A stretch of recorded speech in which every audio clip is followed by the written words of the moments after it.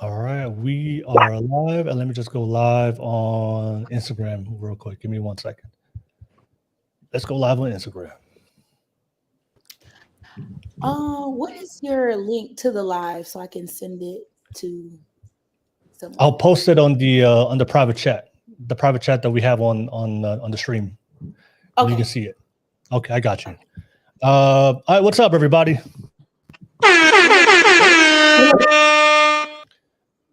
All right, what's up, everybody? Welcome to another session of the Golf Club Podcast Wednesday Hot Topics live show.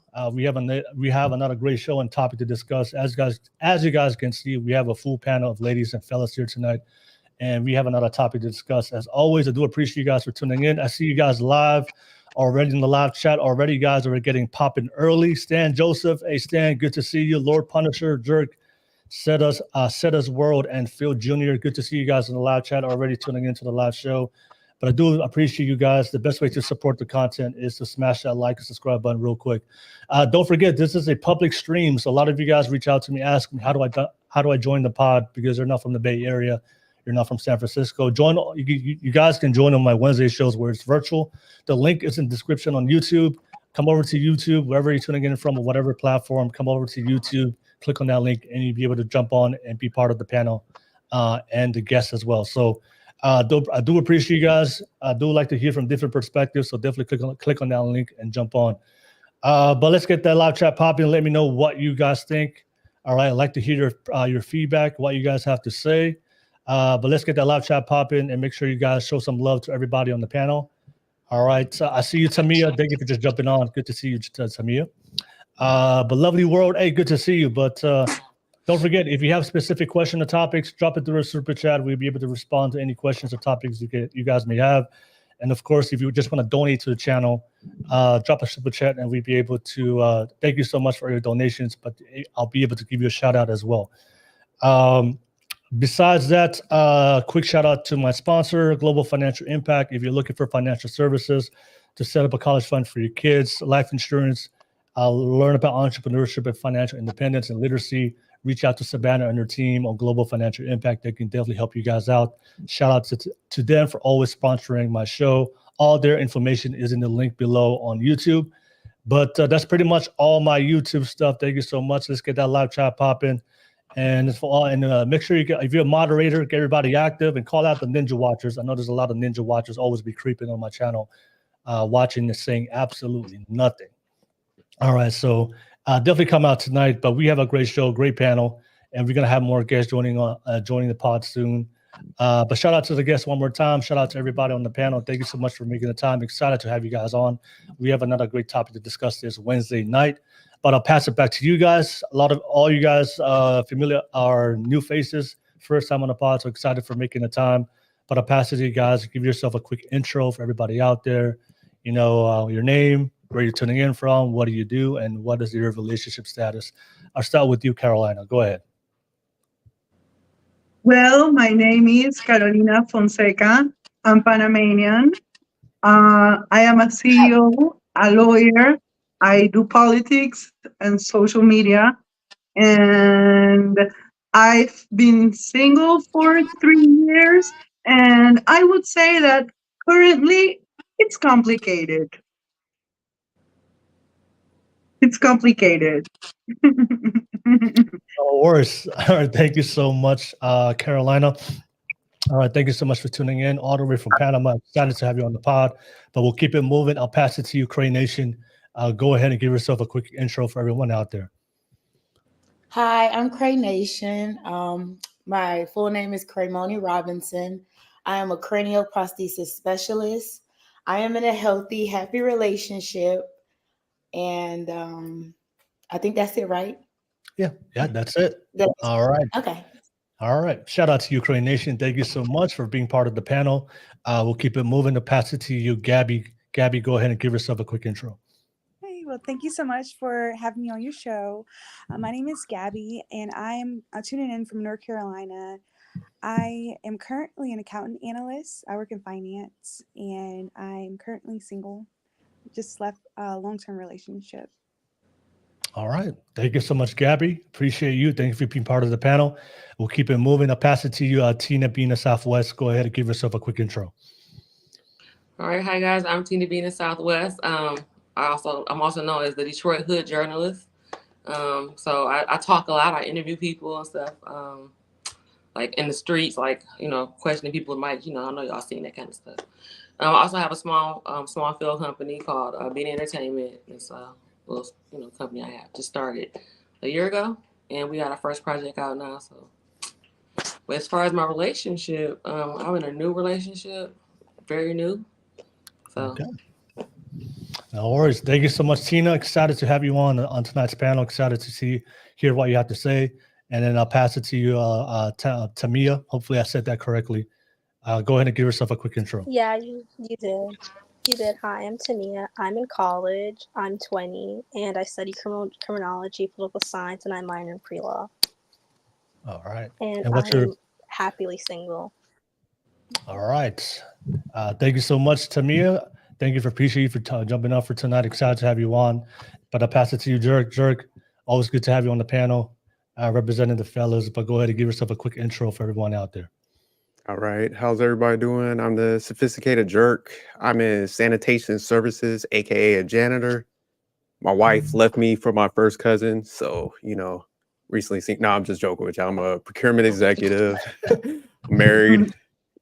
I'm a regular on here. Got a sense of humor. So y'all, sorry. Apologize ahead of time. But nice meeting everybody. Thanks, Will, for having me. All right, no worries, Jerk. Good to have you on the panel, Jerk. Thank you so much. But as always, appreciate you guys. Thank you so much for the great introductions. Let's get that live chat popping. Lovely world. Good to see you in the live chat. I know some of you guys are tuning in right now. If you're watching from other platforms, come over to YouTube. And don't forget, if you want to join the panel, the link is in the description on YouTube. Click on that link and you'll be able to jump on and be part of the panel tonight. But we'll go right into it. The topic we're going to be discussing tonight is, are men and women too selfish to build a healthy relationship and family? This is a topic I saw that was pretty viral online. There's a lot of conversation, especially when it comes to modern dating. There's a big discussion that says that men and women, we're too focused on ourselves. We're too selfish to be in a relationship, which requires reciprocal participation between two parties. So I do have a clip I'm going to play. I found two clips I saw that went viral on TikTok. One clip was from the representing the women's side, and the other clip was representing the men's side. So I'm going to play the clip real quick. It's about a minute and a half.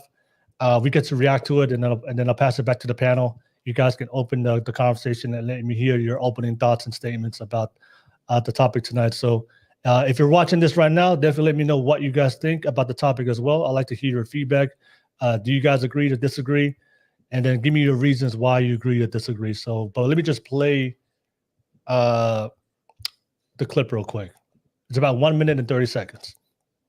Always choose the selfish option, okay? In life, and especially in dating, your prerogative as the woman, as the divine feminine, is not to be the one who's working hard to make sure the other person is comfortable, who is just like going above and beyond. No, that's his job. He should be picking the restaurant closer to you. He should be, driving you to the date or making sure that you are safe, you have a ride, that you're comfortable, that you're having a good time. You got it all flipped upside down. It's all reversed. We're not doing that anymore. So if you want to be spoiled, you want to attract better men, you got to act selfishly, because it will literally repel all the men who are going to be like the passive energy dudes who want you to do everything. Then it'll just be two people not putting in effort, and then it'll just go nowhere, which is perfect. That's what we want. So just remember, ladies, lean back, relax, don't get in your head about it. Make sure you're getting what you need first and always.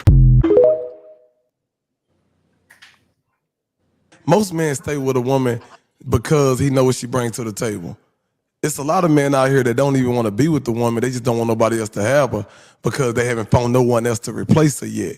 Most men don't want to be with her. They just in survival mode. They need somewhere to stay. They're using her for something, whether it's physically, emotionally, whatever it is, he's using her. A lot of loyal, good women lose themselves because they emotionally invested into this one man, and they're not one of those girls to just hop on this person, hop on this person, hop on to this person. So, and he knows that, and he used that as his advantage to manipulate her, to make her feel small, maybe make her feel ugly, make her feel like she's not worthy enough for another man to come in and take your spot. And he's gonna keep on draining her until someone else come along that he really likes, or he really want to invest his time into, and then leave her out to dry and be by herself. And that is a selfish man. Meet me at the top. All right, so that was the clip. Those were 2 clips. The comment section was interesting. There was a lot of back and forth in the comment section. But I have a quick question to the single people on the panel. All right, so Tamia, Gabby, Carolina, do you guys still believe in good, healthy relationships, that's still possible today in today's current dating culture and market? I do believe that healthy relationships are totally possible. I do believe it. Okay. How about you, Gabby? I think so. I think you both have to have the same mindset, or, you know, have a goal that you're going towards. And yeah, I kind of agree with the first girl. You know, you got to be selfish, because if a guy wants you, he's going to do everything he needs to make sure it works out. Okay. And then Tamia, do you still believe it? You know, good, healthy, strong relationships? So I think it's possible, but I feel like also with like modern day dating, I think it could also be really toxic nowadays, because so much influence like from TikTok, from Instagram and everything. And I feel like that plays a part into like what a healthy relationship could be like. Yeah. All right. No worries. I just wanted to ask, because if you look at the comment section between those 2 clips, what I saw was a lot of back and forth, a lot of complaining, a lot of bitching on the comment section. But there was a lot of comments from between men and women saying that one of the reasons why they gave up, that they're going to find a good partner, a healthy, strong, committed relationship, was because what the men are saying, you know, modern women are just too selfish, too damn selfish. You know, A lot of men, honestly, a lot of the men are saying, and then a lot of the women are saying that the men are too selfish. So that's the topic we're going to be focusing on today. Are men and women too selfish to build a healthy relationship and family? So I just want to make sure we're on the same page. We're talking about strong, committed, healthy relationships, right? So we're not talking about toxic relationships, all right? We're not talking about uncommitted or infidelity. And we're talking about strong, healthy relationships and building a family and having children. So I think we can all agree on this panel. And I think that's what the majority of most people, men and women, are looking for as far as their outcome for the future. But we all live in society, modern society. I know all of us live in America. I know, Carolina, you live in Panama. But I want to pass it back to you guys. If that's what we all want, you know, we all want a healthy, strong, committed relationship. We want to have children. We want to have a family. We want to get married one day, whatever that looks for you. Do you think, based on what we see, with the type of, like Tamia brought a great point, the type of influence and the dating content that we see online, the type of things that pushes men and women to be encouraged to become, to do what's normalized today, to the music, to the movies, do you think that they're encouraging men and women to work together, to be great partners, to be able to invest and sacrifice and put in effort into relationships? Or do you think that today's modern society, we're encouraging women and men to be individualistic, to be selfish, don't care about anybody else but yourself? And that's why a lot of men and women today are complaining about, you know what, I'm giving up on dating. I'm giving up on relationships. I don't think it's possible because men are just too damn selfish. Women are just too damn selfish. It's not going to happen. So it's an interesting conversation. I want to hear what you guys have to say. What do you guys what do you guys think? I see comment down, Jack Krusty broke and gets no cheeks. $2 super chat. He just dropped the super chat. Pretend I'm mute and ugly. Just cyber stalking. Sophisticated jerk. What's up, Jack? Always good to see you, Jack. And I see Lisi. Lisi, I see you on the live chat. Hey, what's up, Lisi? Good to see you. And congrats on your pregnancy. I saw that in your social media, but it's good to see you. Another Balafessa was born into this world. So that's exciting. But I'll pass it back to you guys on the panel. I'll start with the ladies. Let me know what you guys think. What's your reaction to those clips? But what do you think about today's society, especially in Western society? Do you guys think that men and women are too selfish to build a healthy, committed, strong relationship? Let me start with you, Crane Nation. What do you think? I think that we in society are definitely selfish and very prideful, and we are very like afraid to be taken advantage of. But I feel like as you grow into a relationship, that's what like love and trust is. It's about being vulnerable. It's about allowing things to run its course, just to see the type of person that you're dealing with. And I always tell people like, don't change who you are because somebody else couldn't handle you if you were a giving person or a loving person, or just overly doing the most to receive love. Like, don't stop being a person that is kind-hearted or giving just because you were mishandled, because you could run into the right person and you mishandle them, and that could be the person that was for you, but you mishandle them, and now you have to resort back to what you've been dealing with before, if that makes sense. But I definitely believe that society pushes us to be individuals, separate and prideful, and want to take from a person rather than to give into another person. I like that. Encourage people what to take instead of what to give. I like that. Thank you so much, Crane Nation. All right, let me keep it moving on the panel. I'll pass it to you, Carolina. Carolina, what do you think? Do you think Well, men and women today are too honestly, selfish? I saw this video and it resonated so much with me because, I do political content. I'm not really into this manosphere, red pill. When I was very young, in Latin America, I'm from Panama. Panama is not Mexico, just in case. I'm not Mexican, I'm Panamanian. In Latin America, people tend to marry very young.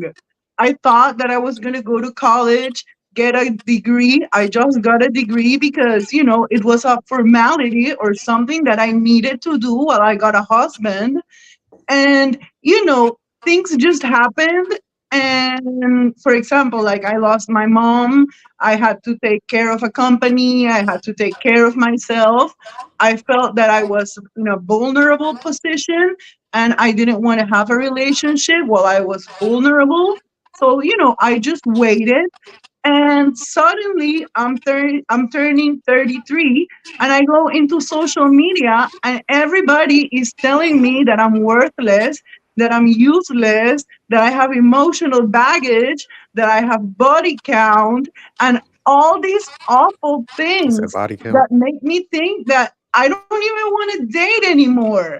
And you go into these apps and all the men, they tell you like, hey, why don't you come to my apartment? And I'm like, what? I don't even know you. Like, what if I'm a serial killer? You don't know me. Like, what's wrong with people? Like, I do believe that men have become so selfish. For example, I work hard. I have a career. I pay my bills. I have my apartment. I have a good life on my own. If a man is not gonna pay for my Uber, he's not gonna pay for my meal, and he's not gonna invite me out anywhere, then that's fine. I'd rather be single. It's come to a point where men are so lazy that they don't want to take the time to for you to like them. But I also think that it comes from both sides, because now women want money. So in a way, relationships have become transactional. For example, men would say, why would I date this 33-year-old lady that is going to cost me some expense, that's going to be expensive because she wants to go to dinner, when I can get this 20-year-old chick, send her some money, and she's going to give me sex. So at the end of the day, I think the problem is not only men or women, is that everybody is becoming really selfish and everybody just wants instant gratification. Okay. All right. So All right. Thank you so much, Carolina. Yeah, you mentioned a lot of things that we definitely gonna need to break down and discuss on this podcast. But thank you so much for that for the perspective, Carolina. But we'll keep it moving. Jerk, I'm sorry, Manic. Good to see you. And then Hey, Matt, and then watch the screen. Hey, good to thank you for jumping on as a public guest. I'll definitely come to you once everybody has gone on the panel so we can get your feedback. All right. appreciate But it. Appreciate it. no worries. Thank you, brother. But we'll keep it moving. I'll pass it to you, Tina Bina, Southwest. What do you think? Do you think that men and women today are just too selfish to build a healthy relationship and family? Yes, kind of piggybacking off what some of the other ladies said earlier. People are concerned about being taken advantage of. Like men, they think all women are after their money, and a lot of women think that men just want to, just have sex. So it's no trust starting off. Just people don't trust each other anymore. So it takes time. Like, you have to take time to get to know people, and now we have this hookup culture going on, and so people, like she said, instant gratification. So I do think that they're worrying about their own interests as far as the men being selfish. They just, you know what? I'm just gonna find somebody after this pay, like she said, and they're scared. They don't even trust women anymore, and it's kind of sad when you're just thinking that everybody's after your money, and that's it's not even like that. Some of us make our own money. Okay. All right. Thank you so much, Tina Bina Southwest. I'll keep it moving. I'll pass it to you, Gabby. Gabby, what do you think? Do you think men and women today are too selfish to build a healthy relationship and family? Go ahead, Gabby. So I would say definitely for sure. Just coming out of a relationship, I would definitely say guys can be very selfish. But I also think you have to be intentional with everything, especially relationships. And if you both do not have the same mindset or the same end goal, like it's kind of pointless because no one needs to beg anyone or anything. But I think, honestly, I think we should be selfish, especially women, not men, but I'm saying women should, because if a man really wants you, he's going to do whatever he needs to make sure he has you.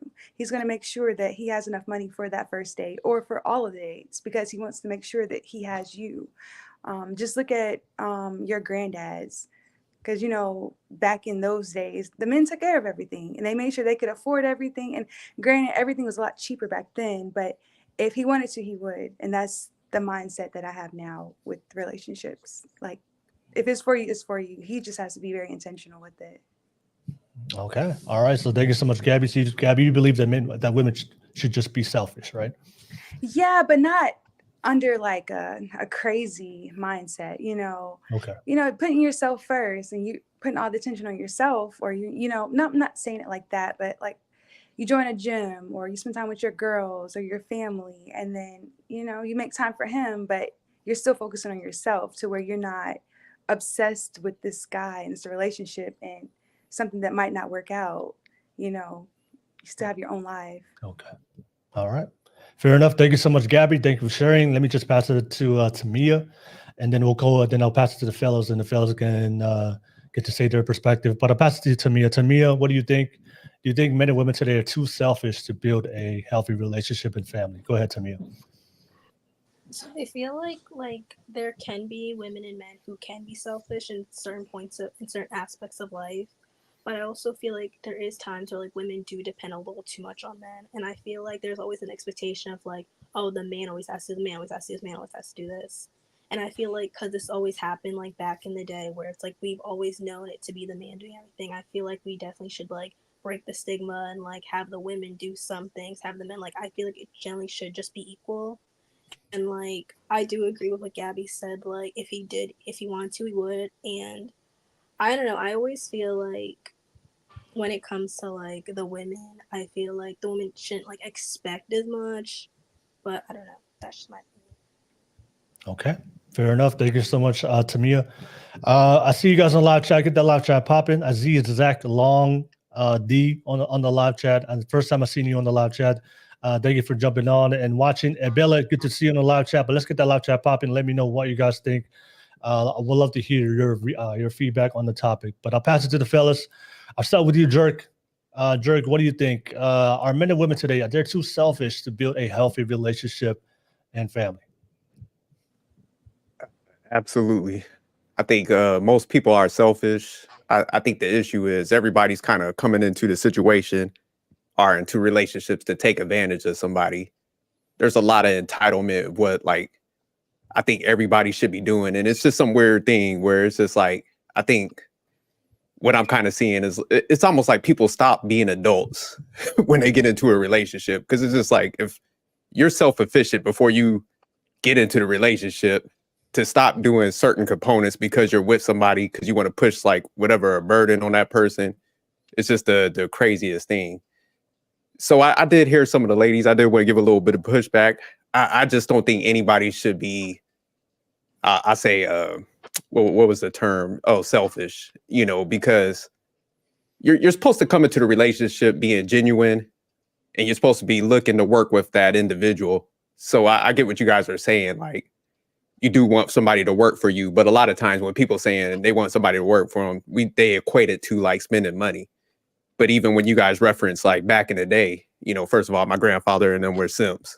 Let's just get that on the table. But you know, the expectations were a lot lower and I'll say simpler. So for example, like they'll go to a drive-in movie, you know, they'll go to a roller skating rink.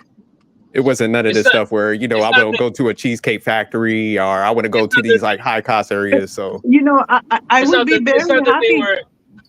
I would be It's not that they were simps.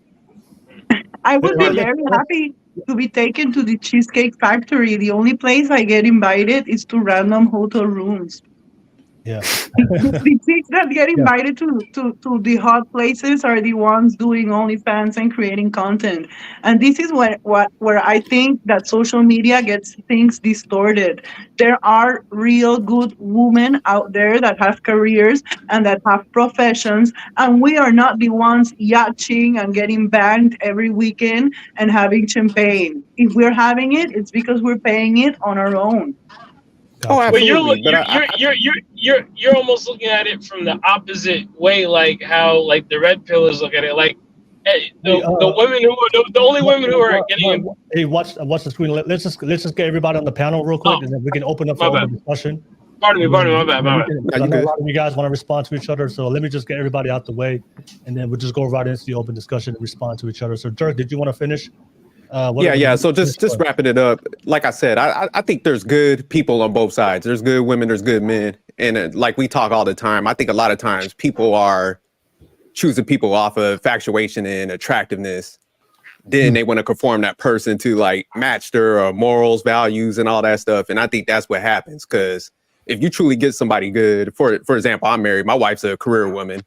We both came into the situation reciprocal, where it's like let's take care of each other.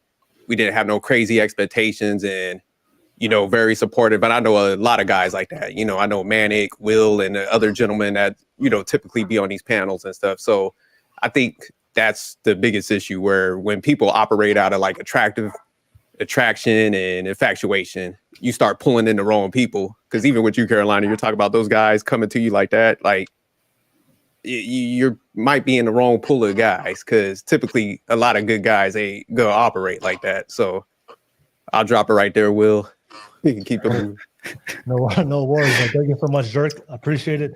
I'll pass it to you, Manic. Then I'll come to you, watch the screen. But Manic, go ahead. What do you think, Manic? Are men and women today, they're too selfish to build a healthy relationship and family? You know, I want to say no. That's my hard stance. I don't think men and women are too selfish. But I absolutely agree with everything that Jerk said. I think people are looking at situations as what can I get out of it rather than what can I bring to the relationship. And I think that's the real difference between relationships of the past versus relationships of today. In the past, it was what can I provide to this relationship versus now it's what can I get out of this relationship, and is this person worthy of me? And it's like this level of entitlement, and I think obviously social media has to do a lot with it, and the perception of men being this provider role, and just what all comes with that. I think it's skewed because you know women watch a lot of reality TV, and unfortunately, that's just not the reality of life. Like, there's not many women who are having their pick of the litter with NFL, NBA players who are just going to fund their whole life. And like most of them are simps and tricks, because they actually don't have, awareness of men and women dynamics in relationships, because they focus so heavily on their sport to be at that elite level. So that's a whole nother topic of discussion, but I align with everything that the jerk said, as far as you should really come into a relationship, looking at it as, hey, do I like this person? Does this person align with the values, rather than fixating on, solely the physical elements. And I don't think people are too selfish, but I think their expectations are completely unrealistic. You have women on one end of like, oh, I need a man to be a provider and do this. And they don't even understand what provision actually means. They think of it as solely a financial and a resource extraction, rather than provision is honestly giving a plan and guidance to how the family dynamic should, move forward, if you're with that person. And men, on the other hand, focus so much on the physical that they don't understand that a woman who actually desires to be with you will do whatever she needs to do to be a part of your lifestyle. So guys get money, and then they go after very attractive women who are highly sought after and have normalized extracting resources from men. So if those same men would have just got with women who align with their actual values, they wouldn't have to trick. They wouldn't have to simp. They wouldn't have to spend money. But I think everybody's just, I don't think that it's necessarily that everybody's selfish. It's just that people have a lack of awareness of reality versus social media versus what's perceived by society. Okay. All right, Manic, good to see you again. Thank you for jumping on. Appreciate you. Always good to have you on the pod. And then I'll pass it to you. Watch the screen. Thank you for jumping on as a guest. Just to remind everybody who's watching this right now, this is a public stream. So if you do want to jump on and be a guest, the link is in the description on YouTube. Click on it. You'll be able to jump on and be part of a conversation. But I'll pass it to you. Watch the screen. What do you think? Are men and women too selfish to build a healthy relationship and family? Go ahead. First of all, thank you for having me on. Respect. Shout out to everybody on the panel. If I have to be honest, are men and women too selfish? I think if I'm looking at it purely like analytically, I've heard that most women get the opportunity to have family and children more so than the average male. So if we're looking at it through those lenses, I would kind of have to say that, and we're basing it on the results that we see today, it would seem that and even based on the answers, like that women are more so selfish, self-admittedly by two of the fellow females on the panel. I feel like the onus is more on this, or the selfishness lies more in women, and that might be justifiable, however you want to look at it, whatever side you take. But I think definitely the selfishness is more so on the female part. I feel like the average guy, like they want to have children and family, but the thing that's holding them back is finances and opportunity. Whereas though a lot of women do have the opportunity to have children and family, but based on certain preferences and things like that, they kind of overlook the opportunities that they have. I know a lot of women have overlooked, good guys or guys that would be ideal for that situation based on preferences and what have you. So yeah, and even based on what we see in the culture and what's marketed towards women, it is this self-indulgent, me, put me first lifestyle, and that doesn't even quantify having a family and a husband and coming into it with this me mindset, which I'm not saying is wrong or right or anything, but I'm just saying in terms of having a productive family structure, that kind of it's kind of hypocritical thought, and that's kind of what's marketed to women nowadays. This me lifestyle, self-fulfilling, self-pleasing lifestyle. So yeah, I think the selfishness falls on the women. I think most dudes are with having with the resources at hand would be great providers and more than willing to sacrifice for nuclear family structure.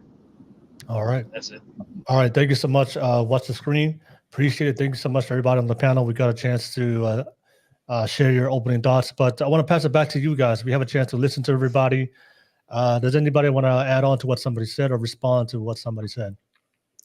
Can I piggyback off of what Watch the Screen was saying? Because he made a good point. And I like what he said. I think a lot of people, it kind of seems like everybody's trying to capture the person at the finish line, like when they're already built up. And I think a lot of times you miss that opportunity to grow with somebody, So I think back in the days, that's one thing they did get right, where, most people would grow with somebody and they were willing to kind of sacrifice with each other.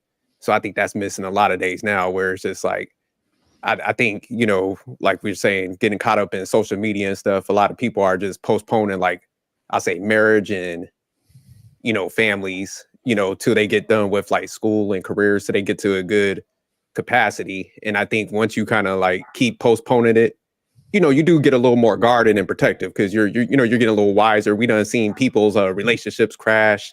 We seen friends go through stuff where it's just like, you're so guarded at that point where, like which some of the females was mentioned. And I think that does hold some weight, where it's just like a lot of guys are kind of, thinking like women are going to use them for the money. Cause, most guys done seen probably like a few guys done get taken advantage of. So, I think that's what's probably also happening. But I do think like people do need to, flip that switch and start looking for somebody that they can actually grow with, I think that one of the most interesting topics that none of us, but he talked about, is the economic aspect. I do feel that men and women, like, we want relationships, we want to get married, and we want to have kids. But right now, the price of everything is so expensive that we are trapped in a cycle that, like, we want to grow up, but at the same time we can't, and Well, we're having all of these discussions about who should be the provider, who should do this and who should do that, because we are living in complicated times, and I feel that it is affecting us, both men and women, at the same time. well, the onus has always been, even like from the from year dot, on the man to provide. So, if you look at it like that, that kind of brings credence to my point about the selfishness, because basically, since the jump, men have always been looked to provide. But now that times have economically changed, and women are making money as well, it's only now become a issue as to like who's gonna provide, and these questions that never were really around before. These things weren't even talked about. Like, to bring back on the grandparents' point, like, Both worked. women had, but women always, because there's all misnomer that, oh, women only now are just starting to work and stuff. Both parties worked. They did their own respectable jobs, but it was like they were more devoted. There was a more traditional aspect to it. So that's why the grandfathers were willing to go that extra mile, because they were getting more. But now there's like kind of like an inflation aspect, where it's like men are having to work harder for less, because women are coming into it with this like independent mindset. So it doesn't really make sense, because men are providing what they've always provided, or are expected to provide what they've always provided. The only thing that's changed is the women, as far as their positions and what they're willing to provide and not provide. You know what I'm saying? Like, it's very interesting. Well, it's very interesting, because I am a bit older. I'm a lot older than Tamia. And, I do feel that there has been a change in generations, For example, in my generation, you would never have cash app or accept money from a guy or a cell phone or get a 50-year-old sugar daddy, because if you did that, you would go home and your parents would beat you up. So we do have a problem also that younger people are becoming more sexualized, and this is getting into the dating market and is Can we? distorting everything, because now you Can have we? that 50-year-olds want to date 20-year-olds and vice versa, women and men. And you see these relationships that are made for social media. You have these 20-year-old girls just dating these older men so they can get clout, they can get pictures, they can get clothes, Mhm. they can get into the discos. So yeah, I do feel that there is a lot of selfishness and trying to live your life through social media and to please people. That's why we see these girls accepting things for, they accept to go to Cancun, to Tulum, to Dubai, just to post on Instagram. They don't even like the guys that they're going with. That's why they don't post them. Can Carolina, we? Put it the, Can we the together. get? only the only pushback We I gotta give get. Carolina. Oh, let me just say this real quick. The only pushback Yeah. I give Carolina is that this is not a new phenomenon. Like, women have been doing this since the beginning of time.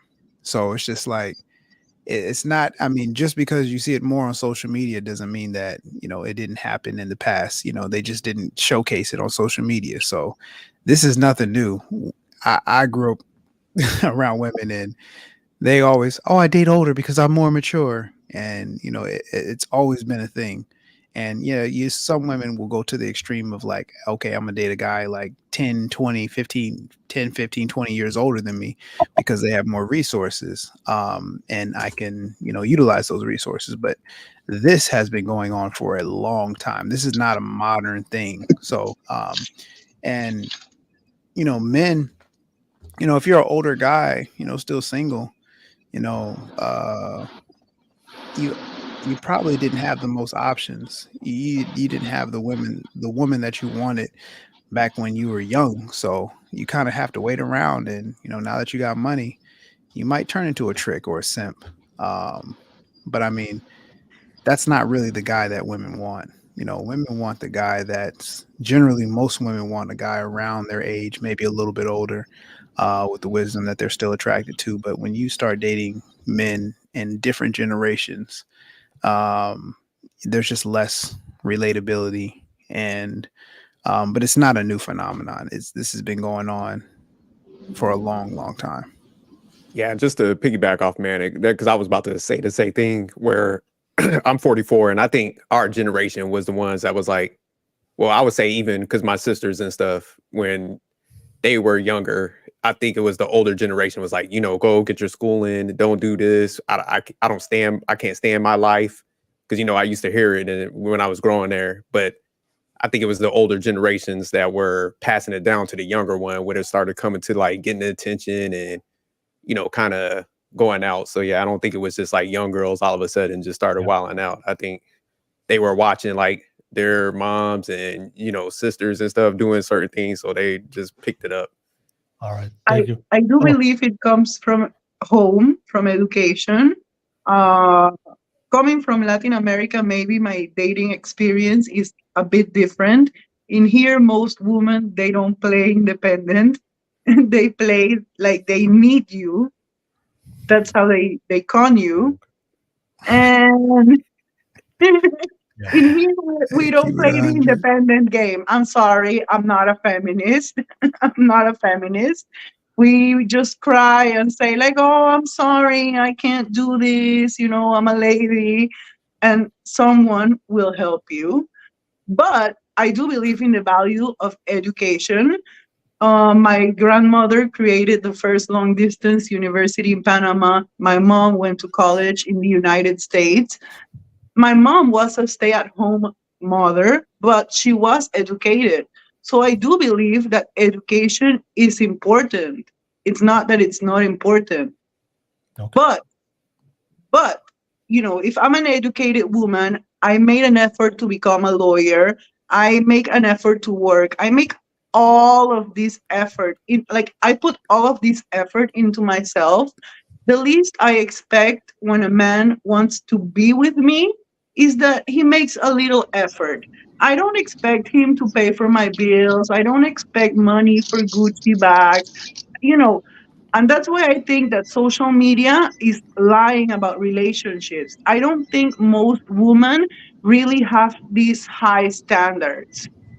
Most of the women that work just want to be, you know, just want to be, just want to fall in love.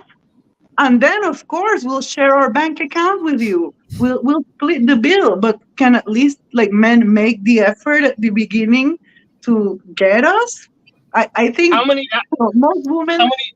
most modern women that work, the ones like me that are 33-year-old useless and can't have kids according to red pill dudes, we're not after your money. I don't understand this lie. And it's sad because you work so hard because you don't want to depend on a man that will then trash you for depending on him, Facts. and then you get trashed for working on yourself. Like I've reached the conclusion that dating doesn't make sense because everything you do at the end as a woman is bad.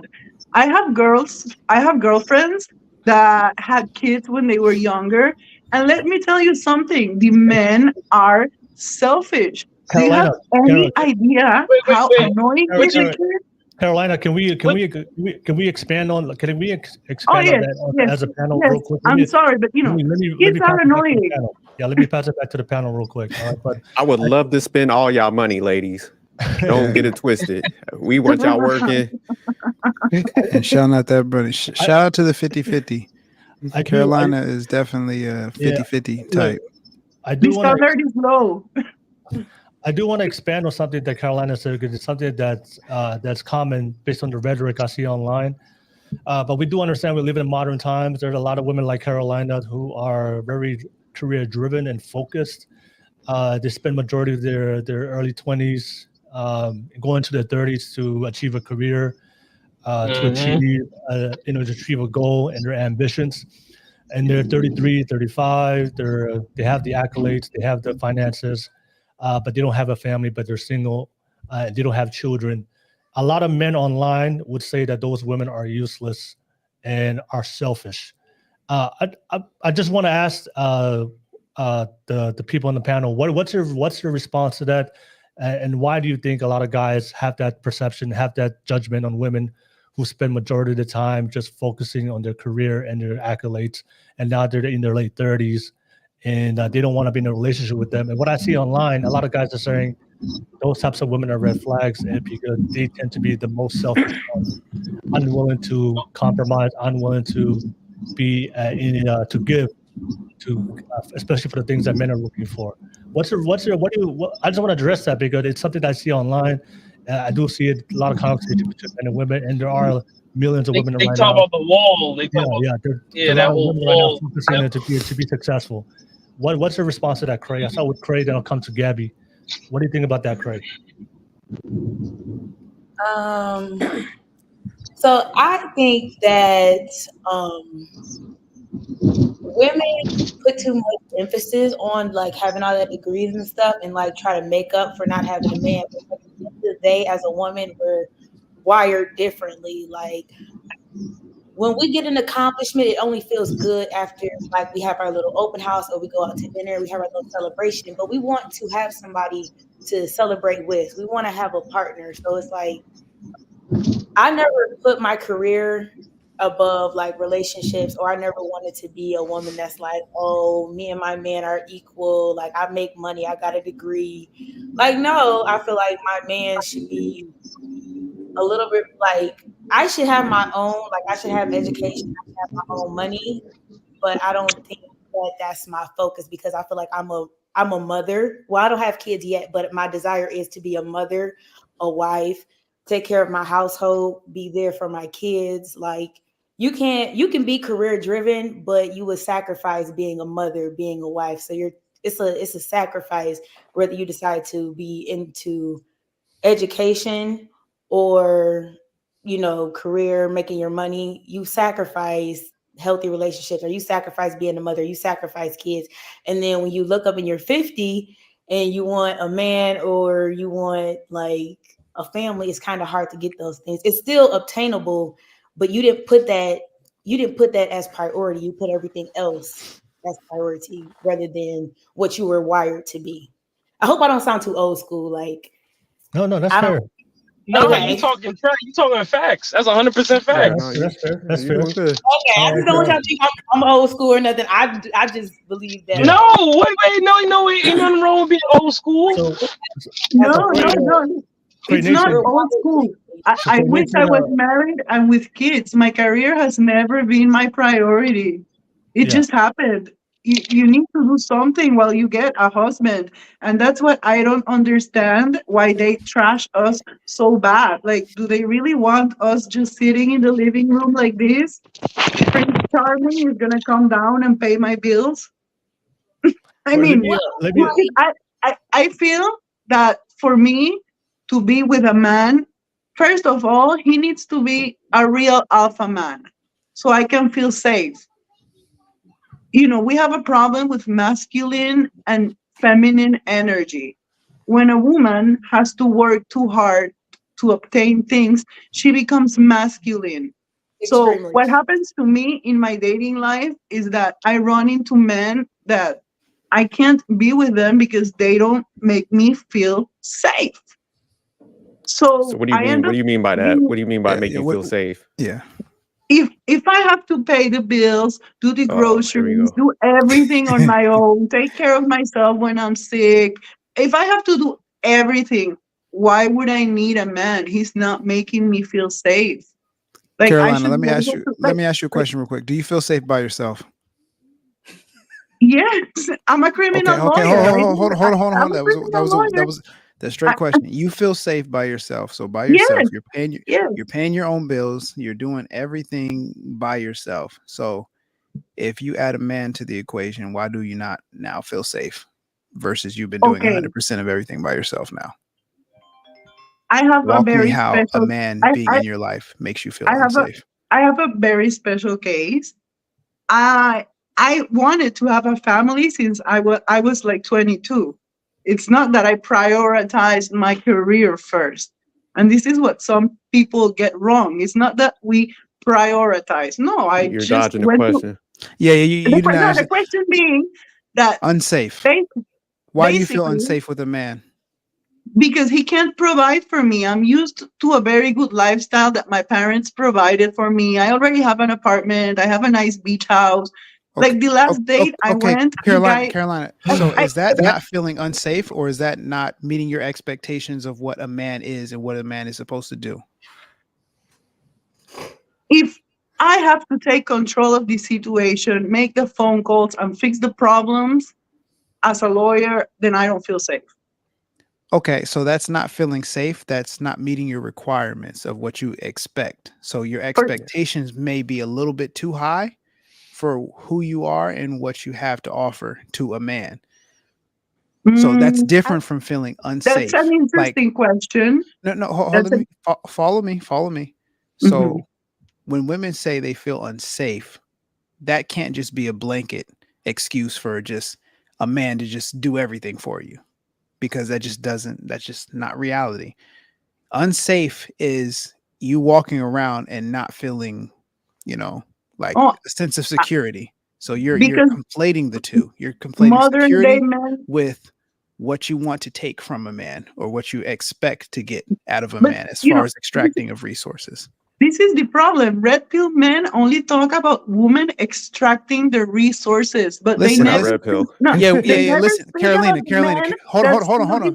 Resources because don't they change exist the topic. too. The topic They is about you exist feeling too. unsafe. And that's why I have problems dating, because men want to extract. No, I can my tell you why you have resources. problems dating. You have problems dating because you cannot listen. And I put the prenup in the You're a table, little and that combative. dude That's your ran away. issue. Your He problem ran dating, away when I Carolina, put the is that you prenup on cannot the listen. table. I'm not extracting no one's resources. I No was one said willing you were to pay extracting my resources, Carolina. ex-boyfriend's I college just debt. asked you to explain how you No, feel you gotta unsafe, find a and you woman can't willing do to that. pay for your college debt. So, Okay, I so have not a- able to listen. let me move on to Gabby. I was because, willing to pay for his debt, and they Gabby- still say I'm Has extracting nothing to do with resources. paying for So I debt. would- It I has would everything say- to do with you not being able to listen. I would love Let to hear me- what Gabby has to say. Yeah, let me move on to Gabby, and just to remind the panel, let's not over talk one another.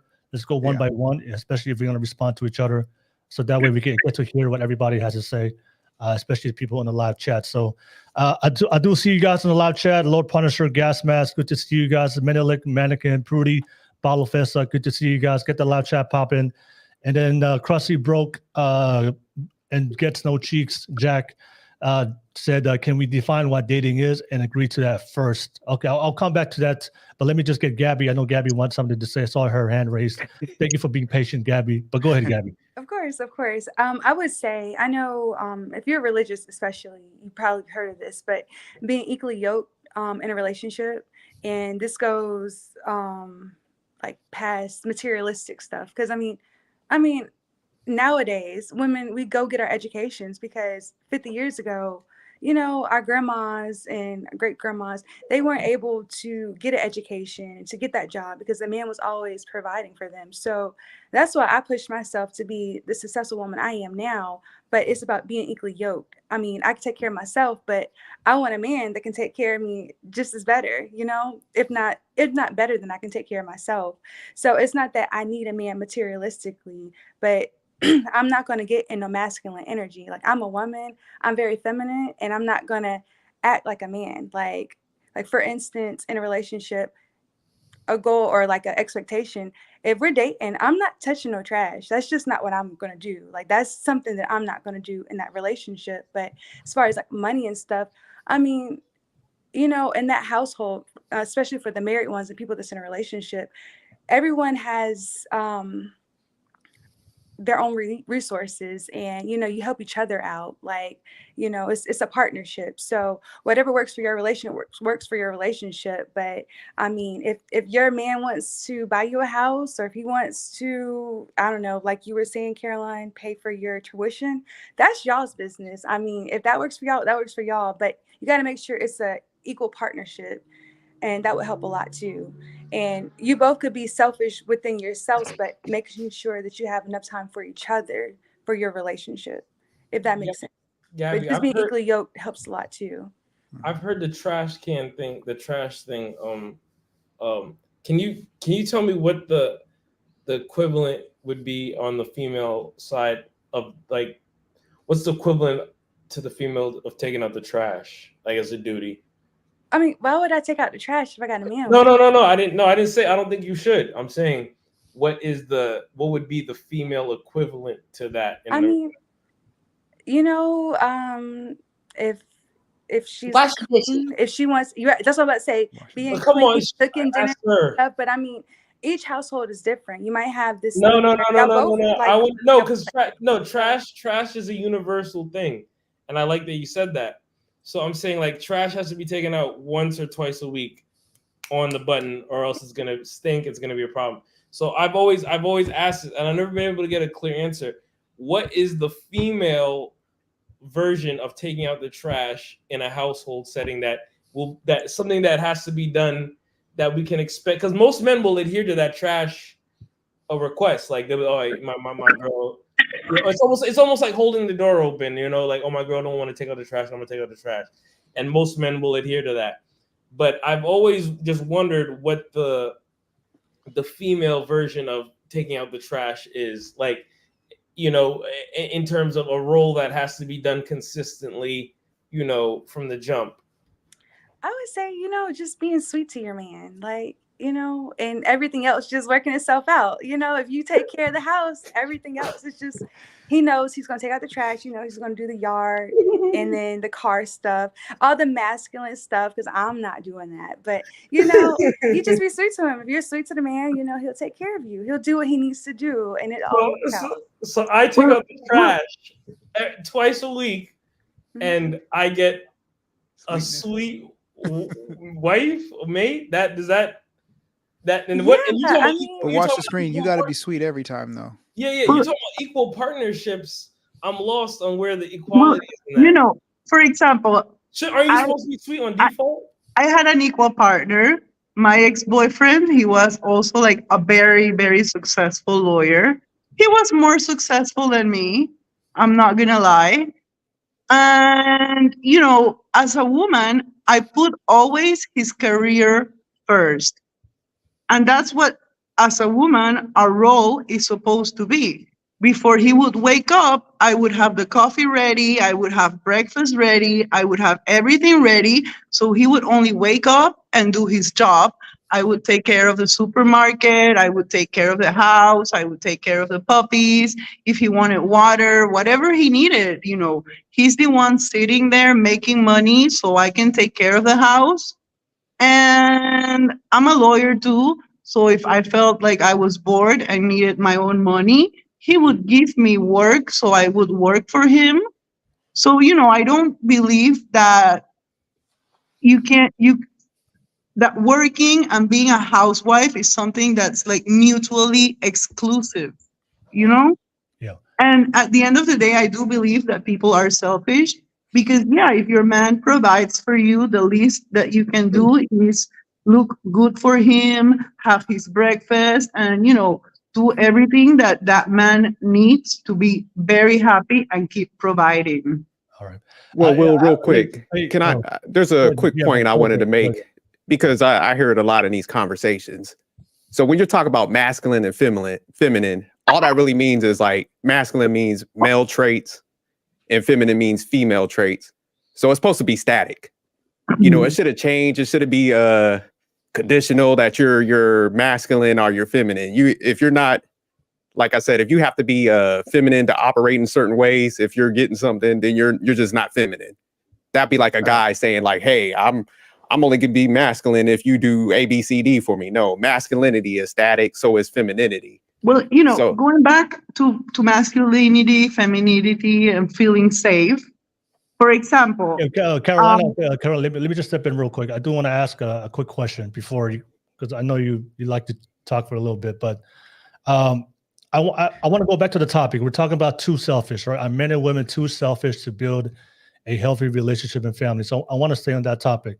I have a question I want to ask the ladies, and I want to do a quick test.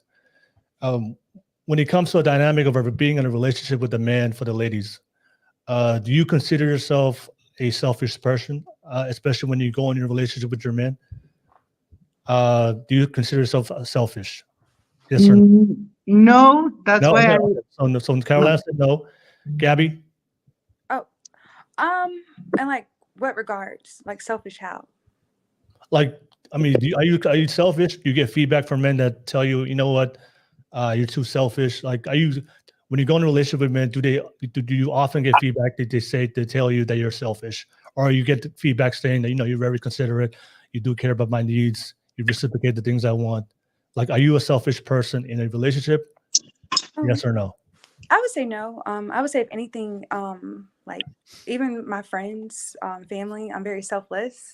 Okay. Not selfish, but I would say, like I was saying earlier, everyone should kind of be selfish, especially a woman. Making sure you're taken care of. Like I said, join a gym, have your own identity outside of this relationship, because a lot of times women get too focused on the men because the man is selfish, making sure his career is all taken care of, that you forget about yourself. So okay, all right. Thank you for saying that, Gabby. And then what about you, Cray Nation? When it comes to relationships, do you consider yourself a selfish person? Do you get feedback that you're too selfish, or you get the opposite feedback? Okay, with my current relationship, I realized that I was selfish. And I knew that I was selfish, but I didn't realize how selfish I was until I got into my current relationship.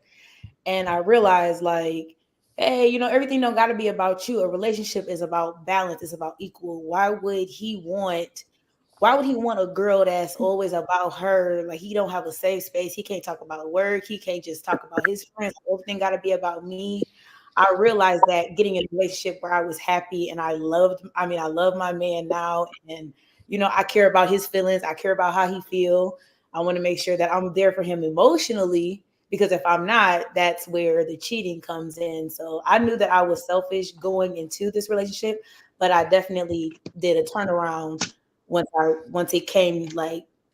I saw myself being selfish. So okay. I'm not selfish anymore. I was. Okay. No worries. No worries.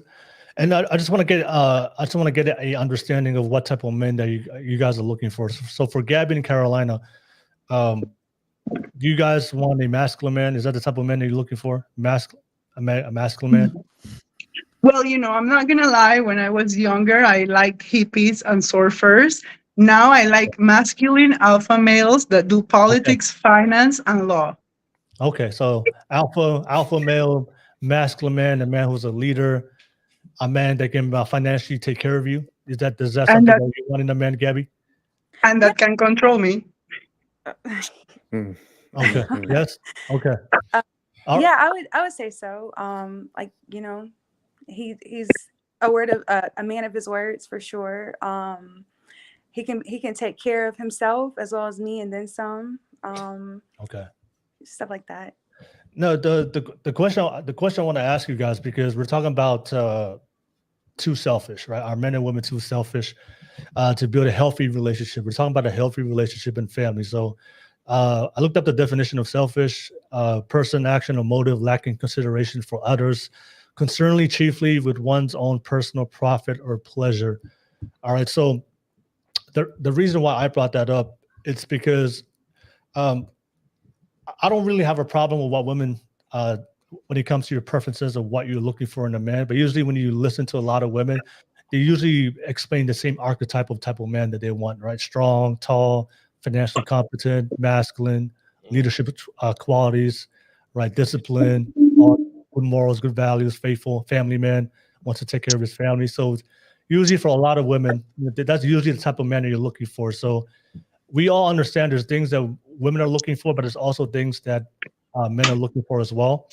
And I think when I was listening to this whole conversation, I think this is why a lot of men have the assumption that most modern women are selfish. Oftentimes when we talk about relationships, I think majority of the time when I was listening to a lot of the things you guys were saying, it's mostly you're talking about what the things that you want. But there was little conversation of talking about the things that men want. And I think for a lot of men, especially the men that you guys are looking for, the men that you would date and want to have kids with, if they're gonna date you, they're listening to the things that you're gonna add to him. And I think Manik, you brought up a great. I think that was you, Manik, right? A lot of people are too focused on what they can get instead of focusing on things that you can give, because a relationship is a two-way street. So for a man, especially the masculine man, the man that you would want to date and you would want to have kids with, for Gabby and Carolina, if he's listening to this podcast, all he is hearing is what you want. He's not listening. He can't hear none of the things that it's going to provide for him and it's going to add value to him, that the things that he is looking for. Yep. So my question I want to ask you, Gabby and Carolina, and I think Cray already knows, because Cray was dropping things. I was like just dropping some facts of things men are already looking for. So you have a great idea of what men are looking for. But Gabby, I want to we have an understanding of what you want, Gabby. But for the men that they're listening to this right now, I want to ask you, Gabby, and I'll come back to Carolina. If he wants to be with you, what are the things that are you willing to give him, and what are the things that you're willing to do for him that's gonna make him understand that, you know what, Gabby and Carolina, they're not too selfish, because they're not focused on their own things, that they're actually focused on the things I want as well, and that may be something that I want to potentially pursue and maybe reach out and date that person. So I'll start with you, Gabby. Like, what is something that you're gonna provide or add value or give to that man? These are the things that men are looking for. So what are those things that you're gonna do for him? Because we heard the things that you want. So what are the things that you're gonna bring to the table, to the relationship that men want? What are those things, Gabby? That's a really good question. And we have some men really- on the panel, so we can kind of get to react to the things. Oh, I'm gonna give you feedback, Gabby. Hell yeah! Because you already. Wait, let me. And I fuck with you. I'm not even trying to. But let's go back to Gabby. So like you said, Gabby, we're not talking about the undesirable man. We're not talking about the simps, the tricks, the guys. Your dream man. We're talking about the man that you want, right? So if he's listening to this podcast right now, he just heard a whole conversation of things that you want. He was okay. Now I see what she wants, but now he's listening. Okay, what is she going to provide me? The things that I want as a man, and that man's listening to you right now. So what are the things you're going to provide for him that a man would want?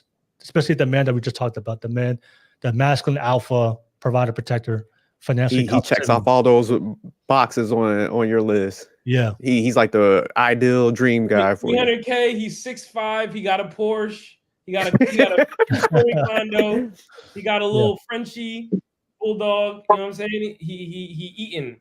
So he like, yo, I'm interested in you. What are you gonna do? What are you gonna do for him that he wants? The men How want. are you gonna make his life better? Yeah. No, what women want, what men want. Go ahead, Gabby. So that's kind of like a trick question. Like, I feel like I'll be great company to him. I'll be such great company to where he's going to be magnetic towards me. I'm going to make him feel so good about himself to where he wants to be with me. Like, we just described one person. That's what I can bring. But I mean, I kind of already told y'all, like, I mean, you taking out the trash, automatically, I'm going to do other stuff for you. Like, automatically, you know, having some good food, you know, but I would say great company. Nobody wants to be with someone who isn't great company. Okay, so the great company is all you got to offer. I know. I mean, of course, others. She said some food. Some food. Not consistent food. I guess I have another question too, because now it's, you know, you shouldn't give a man everything if he's not your husband. So like, that's another thing. But Gabby, like I said, that's why I preface it. This is the ideal man, your husband. Like, we're not talking about the undesirables. We're talking about the husband that's going to give you everything that you want. If he's listening right now, what are you going to offer him and add value to him that he wants? That's going to inspire him and incentivize him to pursue you. Okay. He's got the money, he's got the looks, he's got the confidence. Yeah, you said what do you add to his life? Yeah. Like specific things that men want. I mean, I'll be a great partner. You know, I'll be a great listener, be very supportive, very appreciative. Just qualities like that. Because I mean, I don't really know any particular things that a particular guy wants. I mean, every guy is different, but you know, like I said, just great qualities, being a great support system, being his biggest cheerleader. I know, stuff like that. Okay. So hold, Will. Can I say something really quick? Just really quick. Yeah. Go ahead, because I want to get without going any layers deeper. This is an excellent example of people focusing on, you know, in relationships, what works for them and what they can get out of it, rather than reflecting and thinking of what they can provide. Like, Gabby, you know what a guy can do for you and what you expect of a guy. You've laid it out, but I think you haven't spent enough time of what you can actually provide for a guy. And I understand the support system. I understand, you know, being able to cook, and I'm sure clean goes along with that. But for a guy who's self-sufficient, you know, cooking and cleaning are mandatory. Like, your dream guy is not going to be a slob. You know, he's going to have his stuff together. So it's just like, this is not a jab on you or an attack on you personally. This is just on an understanding of, when women get together, they generally speak on, their dream guy, what he can do for them, rather than, okay, let's talk about what we can do for the guy. And I think that's a sharp contrast in dynamics when men get together. Because when we get together, we think about like, hey, if we actually want a woman to be with for longevity, we think about the things and we talk about the things that we can provide for. And they don't always center around money or finances. Sometimes they center around not just good company. Hold on. Don't go in too much, because Will, I want you to ask the guys. I want to show the difference. I want to get Carolina's feedback, and then Craig, and then I'll come back to the fellas. All right, so thank you so much, Gabby, and I appreciate your honesty, Gabby. Like I said, we're having a real general conversation. I'm just fucking with you, Gabby, but I do appreciate that. I don't agree with what I'm on my phone, so I can't really see what your name is. Manic. I don't agree with what you just said, People call me Manic. Okay, Manic. I just said what I would give, but I didn't say Gabby. Yeah, just let's get to Carolina and Craig. We gotta get to Carolina and Craig. Carolina is frozen right now, so I'll come back to Carolina. Oh, there we go. Carolina, you're good. All right, Carolina. Same question I asked Gabby. So, your ideal man, the man that you want to marry and have children with, right? If he's listening right now, I think she's frozen. Okay, I'll pass it. I'll go to Craig. Craig, I'll pass it to Craig. I think Cray has a good understanding of the fundamentals, but I think it would be good to hear what you have to say. So, Cray, you're in a relationship right now. My microphone was paused. I'm here. Okay, all right. I'll go to Carolina and I'll come to you, Cray. So, Carolina. Okay, I have an answer. You know. Wait, you're frozen right now, Carolina. You ain't gonna be my lawyer, shit. I ain't going to jail. Am I? I don't know who the Life, fuck you represent. life without parole. Yeah, Am I frozen? You got video court. You're good now, but it's like it's buffering. It's buffering. Right, see, it's doing it again. Carolina, just log off and log back in. Log off and log back in, Carolina. Still frozen? Yeah, it froze up. Yeah, like it's glitching. Hey, log out, Carolina, and come back in. That should be able to fix it. Okay. Cray, I'll pass it to you, Cray. So, Cray, for the men, you're in a relationship right now. I know, but the same question, what are you going to offer and give to that man, the things that men are looking for, the things that men want? So the things I provide for my boo right now is sound judgment, peace of mind, encouragement. I pray for him. I pray for his safety. I pray, I ask him, I like for him to communicate his feelings. In this relationship, I learned that men have feelings. I learned that with him because he communicates his feelings towards me, and I don't shut him down. I listen to what he has to say, and I actually meditate on it. So I guess I would be like a good listener rather than like somebody that just wants to like not hear what he has going on because he has a life too. What else do I provide? When I wasn't working and he was working, I would have his house clean. I would take out the trash and wash the dishes because I felt like, why do he need to get off work and have to take out the trash or wash the dishes? And I've been in the house all day laying around, playing around with the dogs or whatever. And when I went back to work, I did kind of lay back on that, but I still understood like we still have shared responsibilities.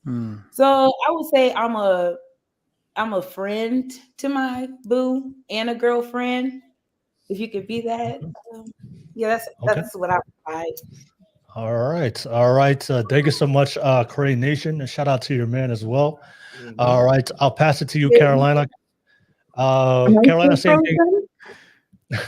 No, you're good now. You're good. Okay. Carolina is a lot better. But what do the alpha masculine man that you want with the financial security that he's going to provide for you?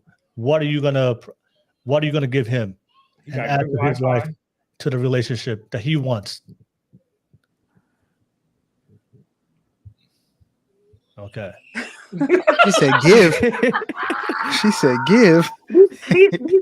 These might sound like a joke to you, but I lost my parents. I'm on my own.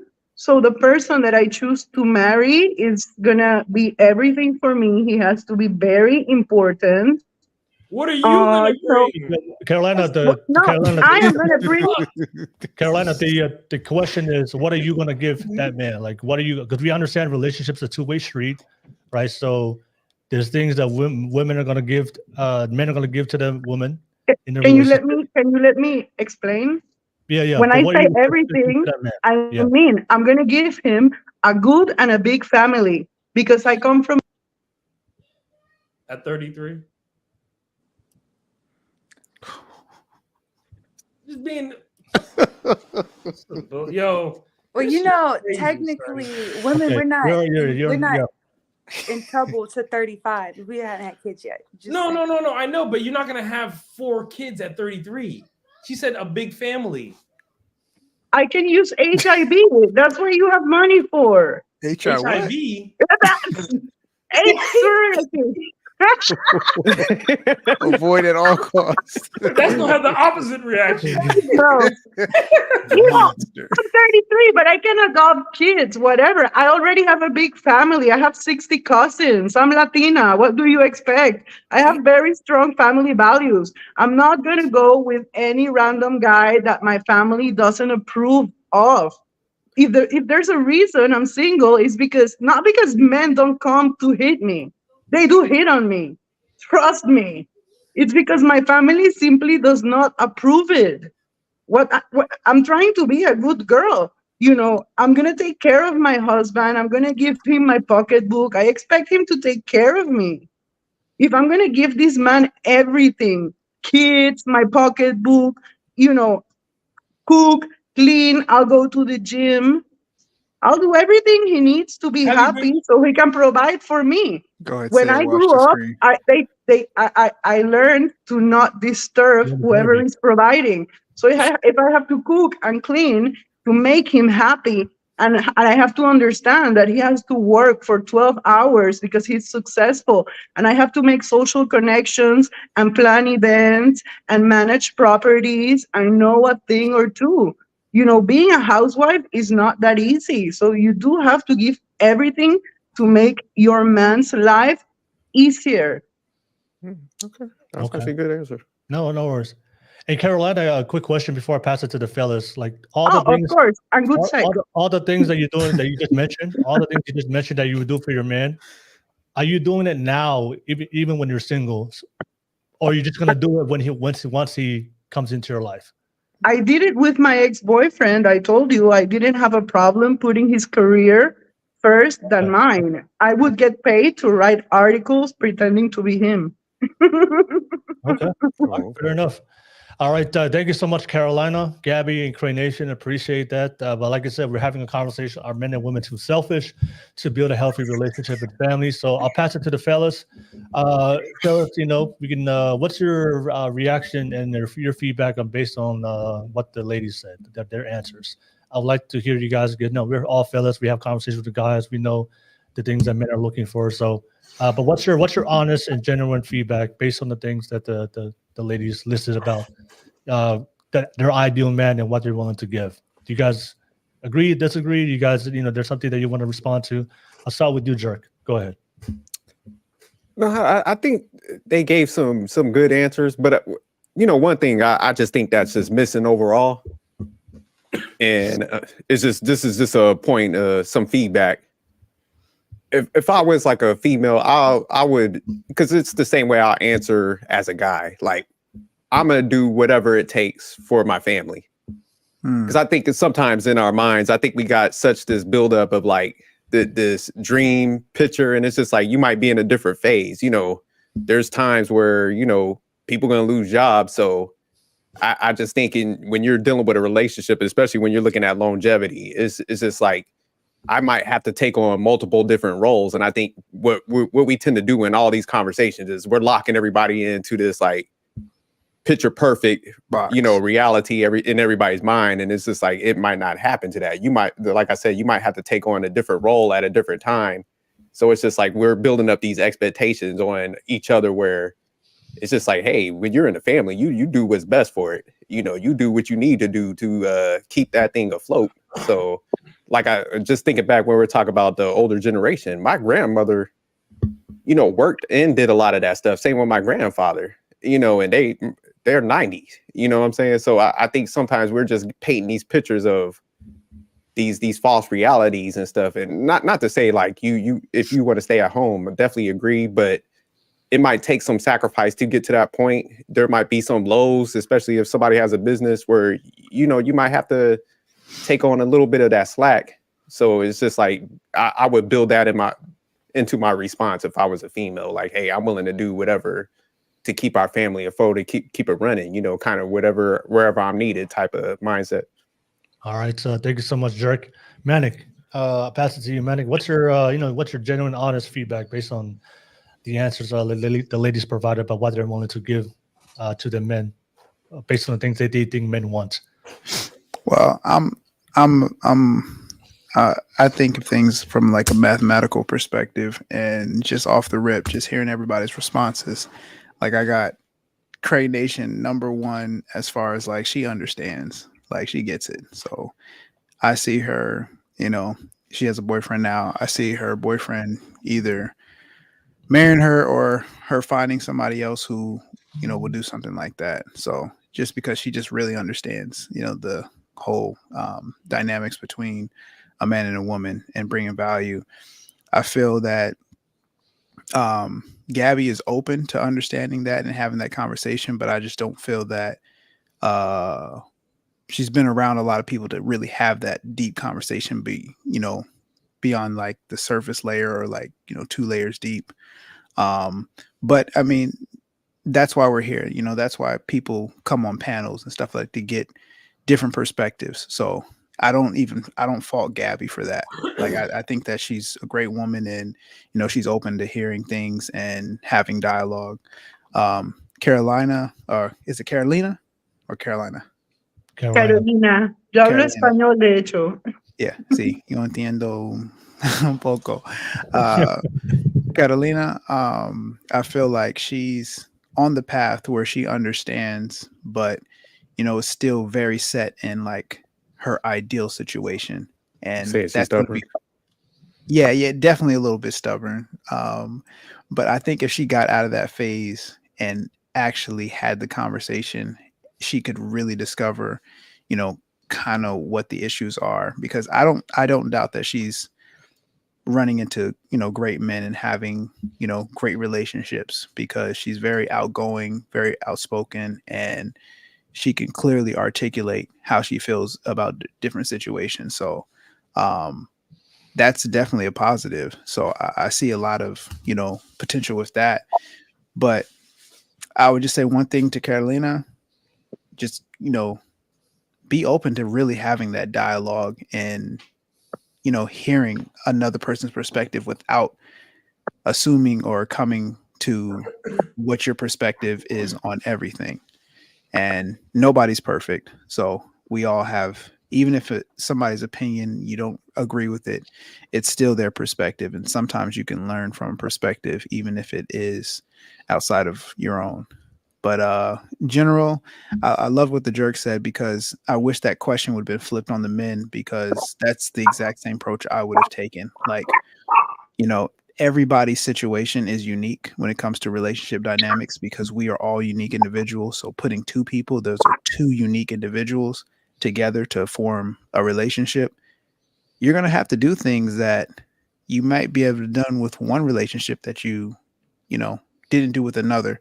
So you have to always factor that in. And it really should be centered around, if you want a family, what's best for the family, what's best for the relationship, what's best for, what you are both trying to accomplish in this. So, like I said, I love what the jerk said, but he's coming from a standpoint, married man.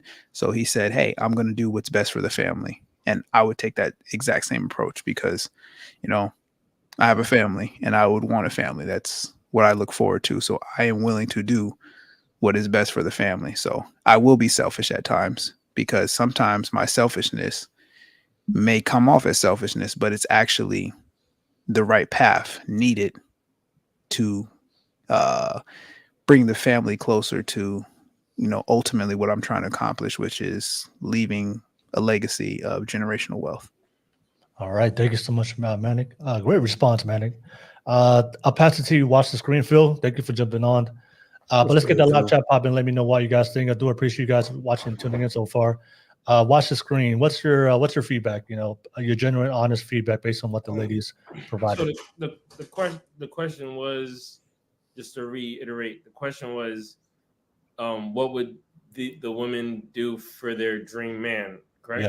Yeah. Because I feel like we kind of got ambiguous, and we, which happens a lot in, unknowingly a lot of time when we speak to, like, what men want, we kind of group it in because we kind of got lost in the family aspect of things. But in terms of, what would they provide for their answers? What would they provide for women?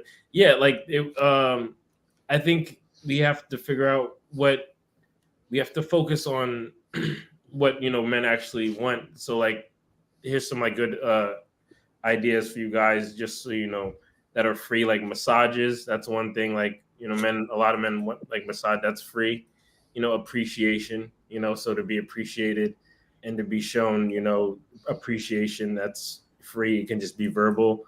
Initiative in just, in regards to them. So, like, going an extra mile. That can be a simple one thing, like a lot of women don't do, buy boxers and socks for your man.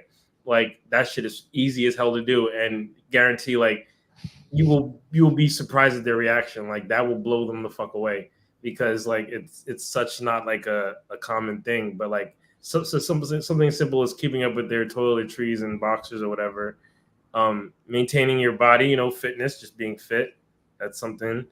And just being respectful to them, you know, like those are like a few things that, you know, can go a long way. Because I think like a lot of people, like, have you ever been asked these kind of questions? Like Gabby, Caroline, like, has anybody ever asked you something like that? Like, has a man ever asked you that? To buy him boxers? No, like just like what, like what, like has that ever been asked in conversation? Like, what would you provide to a dream man? What would you provide to an ideal relationship? Because Yes, and you know, I agree with you, because at the end of the day, not all men want to be provided the same. Not all men want the same thing. Some men want you to work and be home. Other men want you to look pretty. So at the end of the day, it depends on pleasing your man. But as I say, to please him, he also has to please you. I think that pleasing goes both ways. And it goes back to the statement that, yes, people lately are selfish. yeah, but we got to focus on the actual, like, that's one thing I don't understand. Like, we always drift away. We talk about people. No, it was a very specific question. You know what I'm saying? Like, Oh, because I think I've already stated multiple times what I can provide. You know, I'm a career woman, but that doesn't mean that I'm not a home person. I know how to work. If my man can't work, I'll work for him. If I have to take care of him and take him to the hospital, I will. If he needs help with his debts, I will help him. You know, love at the end of the day is what you do for other people. So when you love someone, you can't be selfish. That was a bar.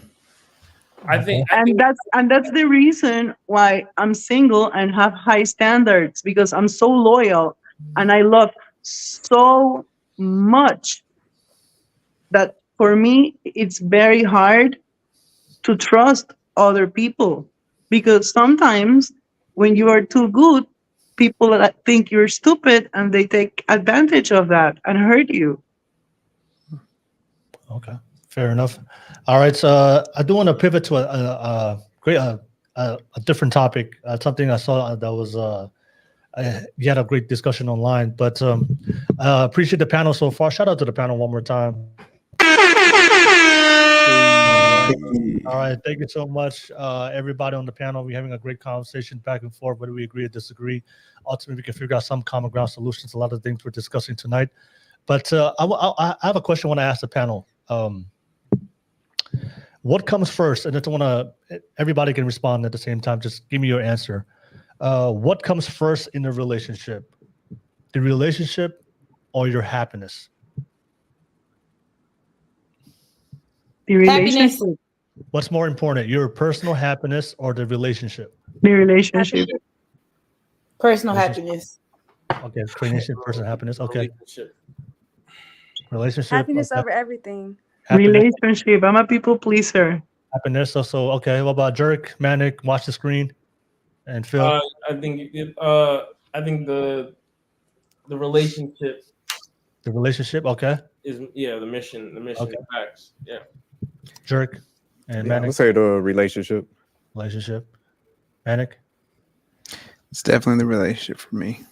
Relationship. Okay. Phil. Relationship. 100%. Okay. The answers are a microcosm. Okay. So this is gonna be a good conversation, because we're talking about are men and women too selfish to build a healthy relationship and family. One of the things I do see that's very consistent online, there is a this happiness trend online, right? I just see for both men and women, to be fair, but there's all these men and women online just saying this: do what makes you happy, what makes you happy, happiness over everything. You know, you don't have to. You don't need anybody. I've heard this from women. They say, I don't need a man. I could be happy on my own. Men saying, I don't need women. I could be happy on my own.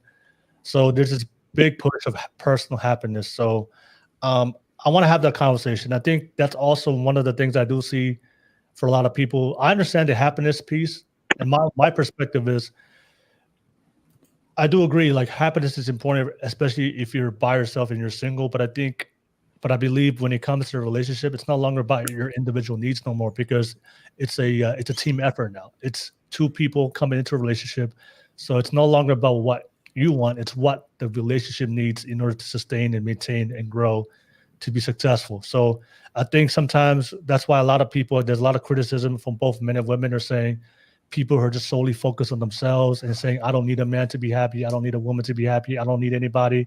I can just be good on my own.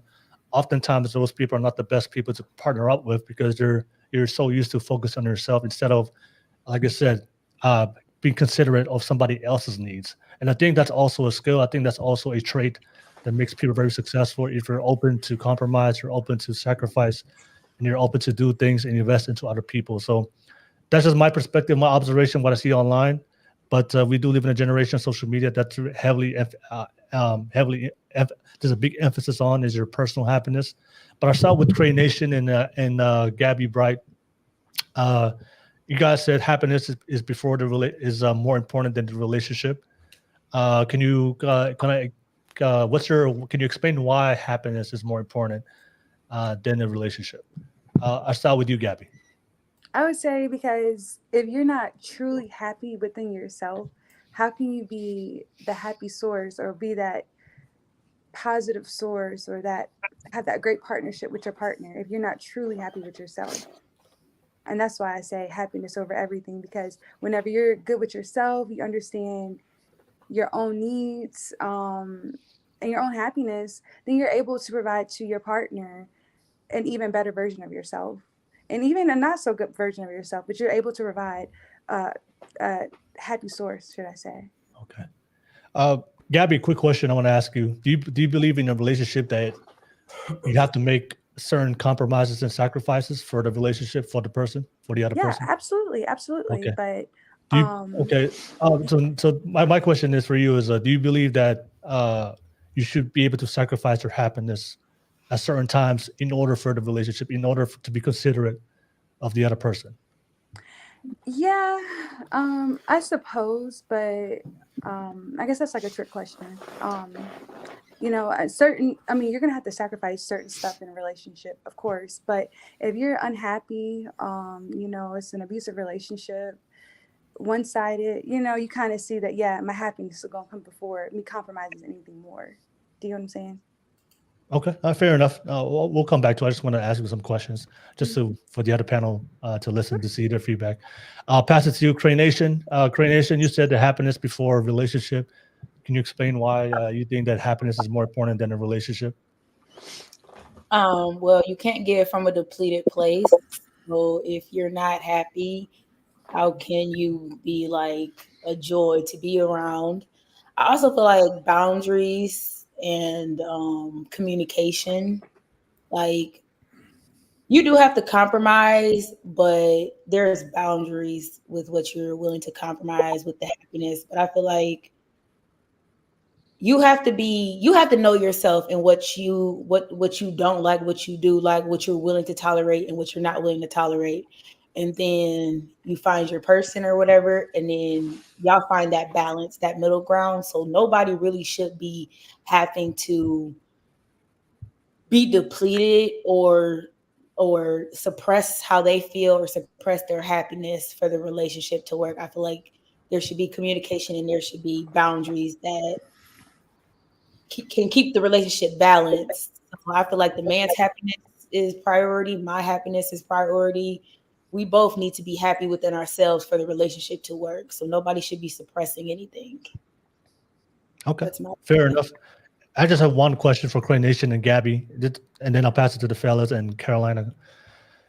Say there's a couple that's been married for 5 years, have 2 kids, and they're generally happy the first 5 years. And then maybe the 6th year, the woman or the man just no longer happy anymore and wants to leave the relationship because the first 5 years they were happy, absolutely happy, blissful, everything was going good. Good question. Right? They have 2 kids. and then the 6th year, for some reason, the man, I won't use a man or just man or woman, doesn't matter to me. That Well, he's person, the man. says, you know what? The person, one of the wife or the husband, just says, you know what? I'm no longer happy anymore in this relationship. Even though I have 2 kids, you know what? It's all good. My happiness comes first before my kids and my wife. I'm gonna do what makes me happy and leave. Do you guys agree? Do you guys agree with that decision or disagree? Because happiness is before relationship. Well, No, know, I'm just asking Cray Nation and Gabby, and then I'll come back. I'll come to you, Carolina, and the fellas. Because I'm trying to test their stance. What do you think, Cray Nation? When there's kids involved, that's a different story. It's no longer relationship happiness. It's what's better for our children. So we're not leaving the relationship when we have children because it would be more detrimental for us to walk away. Unless it's an abusive situation and we traumatizing our kids. No, it's healthy relationship. Everything was good. Everything was good. We need to get back to our happiness, but we can't just part ways now that there's kids involved because it's more detrimental to see the separation of your parents than people that don't have kids. So, okay. I guess, okay. Yeah, that's it. Okay, that's fine. That's fine. Pass it to you, Gabby. Same thing. First 5 years was good, happy, blissful. Everything was good. The 6th year, the wife or the husband just like, you know what? I'm not feeling this no more. I'm no longer happy anymore. I just gotta keep it moving. Family, 2 kids. What do you think, Gabby? Do you think they should pursue their happiness over their family? So they're married, right? Yeah, they're married. Yep. Okay, so through what, sickness and health, everything. You stuck with me after then. We're gonna make it work. We're gonna go to counseling, something until unless my husband at that point just doesn't want me and he's just given up and it's not. We've gone through all the resources to try to fix our relationship and nothing's helped. I mean, you can't force someone to be with you. And if at that point he wants to leave, he can leave. But no, we're gonna fight for it. We're gonna fight. Especially we got kids, like you said. Yeah. We got kids and we're married. No, we're gonna fight for it. And it's gonna be happiness of the relationship, but also knowing that stuff happens. Yeah. So, trying to figure it out, work it out. And Gabby and Cray Nation, last one, I promise. Last question. If you were married, had 2 kids with a man, and a man said, I'm no longer happy, I want to leave, would you accept that? No. No? I will accept it because you're not finna traumatize me because you're not happy with yourself. So I'm going to get my kids and we going to figure out how to co-parent. But I'm going to let him go on about his way. And people have free will. So let people do them and know that you have greater coming if you know you did right by that person. So you're gonna leave him? If he want to leave me, he said he don't want to be here no more. She said she's gonna let him leave. He didn't say that. He just said let him leave. He's not happy. She said she's not gonna control him because she can't control him. You say if the man don't want to, if the man wasn't happy, right? No, he said if the woman's coming to you and she says, I'm not happy. No, it's the husband. I'm telling you comes to you and says, I'm not happy. Right. You gonna leave him? Yeah, if he's begging a 20-year-old young girl, she said she would allow him to leave. No. What I said was, would you accept that as a legitimate reason? Yo, she's my God. No, I was saying is for Cray Nation and Gabby, would you accept that as a legitimate reason for the reason why he wants to leave? Is that a legitimate reason for him to leave? He's not happy no more. I'm no longer happy with this relationship. I just want to leave. Would you accept that, or would you would you disagree with that? With this decision? I mean, that's not an excuse. That's not an excuse to leave me and our 2 kids. I would say, yeah, it's not an excuse. Like, we're gonna work it out. And then if we've gone through all the resources, counseling, it's not working, then like, okay, yeah, you don't want me, I don't want you either, then we can just leave at that point. But I'm gonna try it first. Okay. If we're married, especially if we're married, we got kids, and I already done gave my body up, like, for your babies, we're gonna try to work something out. Great, men aren't like women. But Gabby, happiness over everything, right? Happiness. But I'm saying happiness over everything, right? That's y'all say y'all ain't happy. It's already over 3 months ago. That's the difference. Okay, men, we say we're not happy, we really mean like we want to fix it. We're unhappy. When women say they're unhappy to a man, which both of you have actually said, so y'all need to stop the cap. You probably said it, Cray, in your relationship. Yeah, see, that's why you like you vocalized to your man, I'm unhappy, I'm not happy. And I told him I didn't feel shiny. I didn't feel shiny anymore. I never told him I didn't feel shiny. I wasn't happy. Yeah, I don't feel shiny no more. When we first got together, I felt like the shiny. I was real shiny to you. You know, you kind of slacked off on the gifts and the dates. I don't feel shiny. So what if he just left you? I mean, that. Yeah, let me get back to the fellas. Let me get back to the fellas. I don't want to lose track. I don't want to get off track real quick. So, thank you, Gabby. Thank you, Cray Nation. Appreciate it. I just was trying to test your belief system. You know, you guys said that you believe in happiness over everything. I just want to test it if it's the foundation of it. I appreciate your genuine answers. I'll pass it to everybody else on the panel because you guys all believe that relationship comes first before happiness. Carolina, go ahead. I start with you, and I'll come to the fellas. Carolina, why do you believe relationship is more important than your happiness? I mean, I believe that the relationship in some ways or more aspects is more important than my happiness because I've been alone for a long time. And, you know, being alone is not that fun. It's not fun at all. So I would not do like stupid discussions. For example, in my job, like I discuss a lot with the clients. So when I get home, I don't want to discuss. I don't want to do anything. I just want to be in peace. I'm not going to argue with my partner who did the dishes or who did that. I just want peace. The same way my partner wants peace.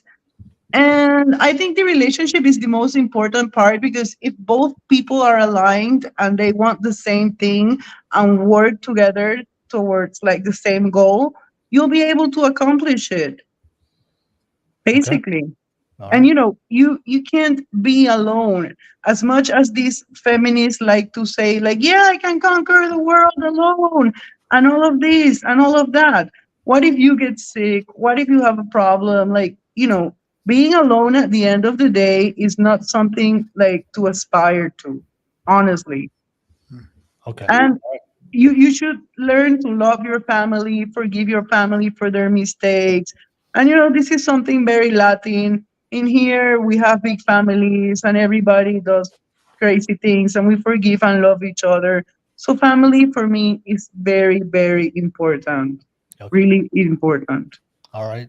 Thank you so much, Carolina. And just for everybody on the panel, we're talking about like healthy relationship. We're not talking about like abuse, toxic, you know, the legitimate reasons why you would leave, you know, because you're unhappy. We're talking about just there's no abuse, everything is good. No, you know, but for some people, they just feel like if they're unhappy, they can leave. So thank you so much, Carolina. Good things take sacrifice. Everything that is good takes a degree of sacrifice. Yeah. You can't expect to just get things and not give anything in return. Okay. Thank you so much, Carolina. I'll pass it to Jerk. Jerk, you're married. You've been married with your wife for a long period of time. So I'm very interested to hear your perspective. But Jerk, you know what? You said that relationships over happiness. Why did you say that?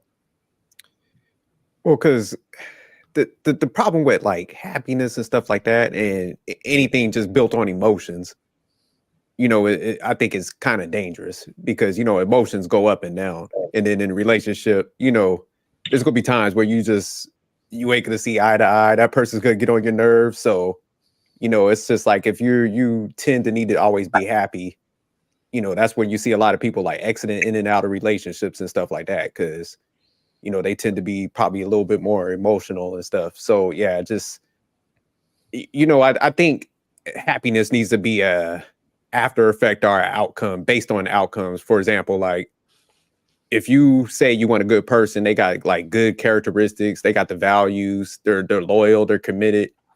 You know, they might not be perfect in certain areas, but you're supposed to be happy that, okay, I got this. I'm happy, like my family's doing good. I'm happy, you know, we got a vision. We're moving towards like certain goals or milestones, whatever like that.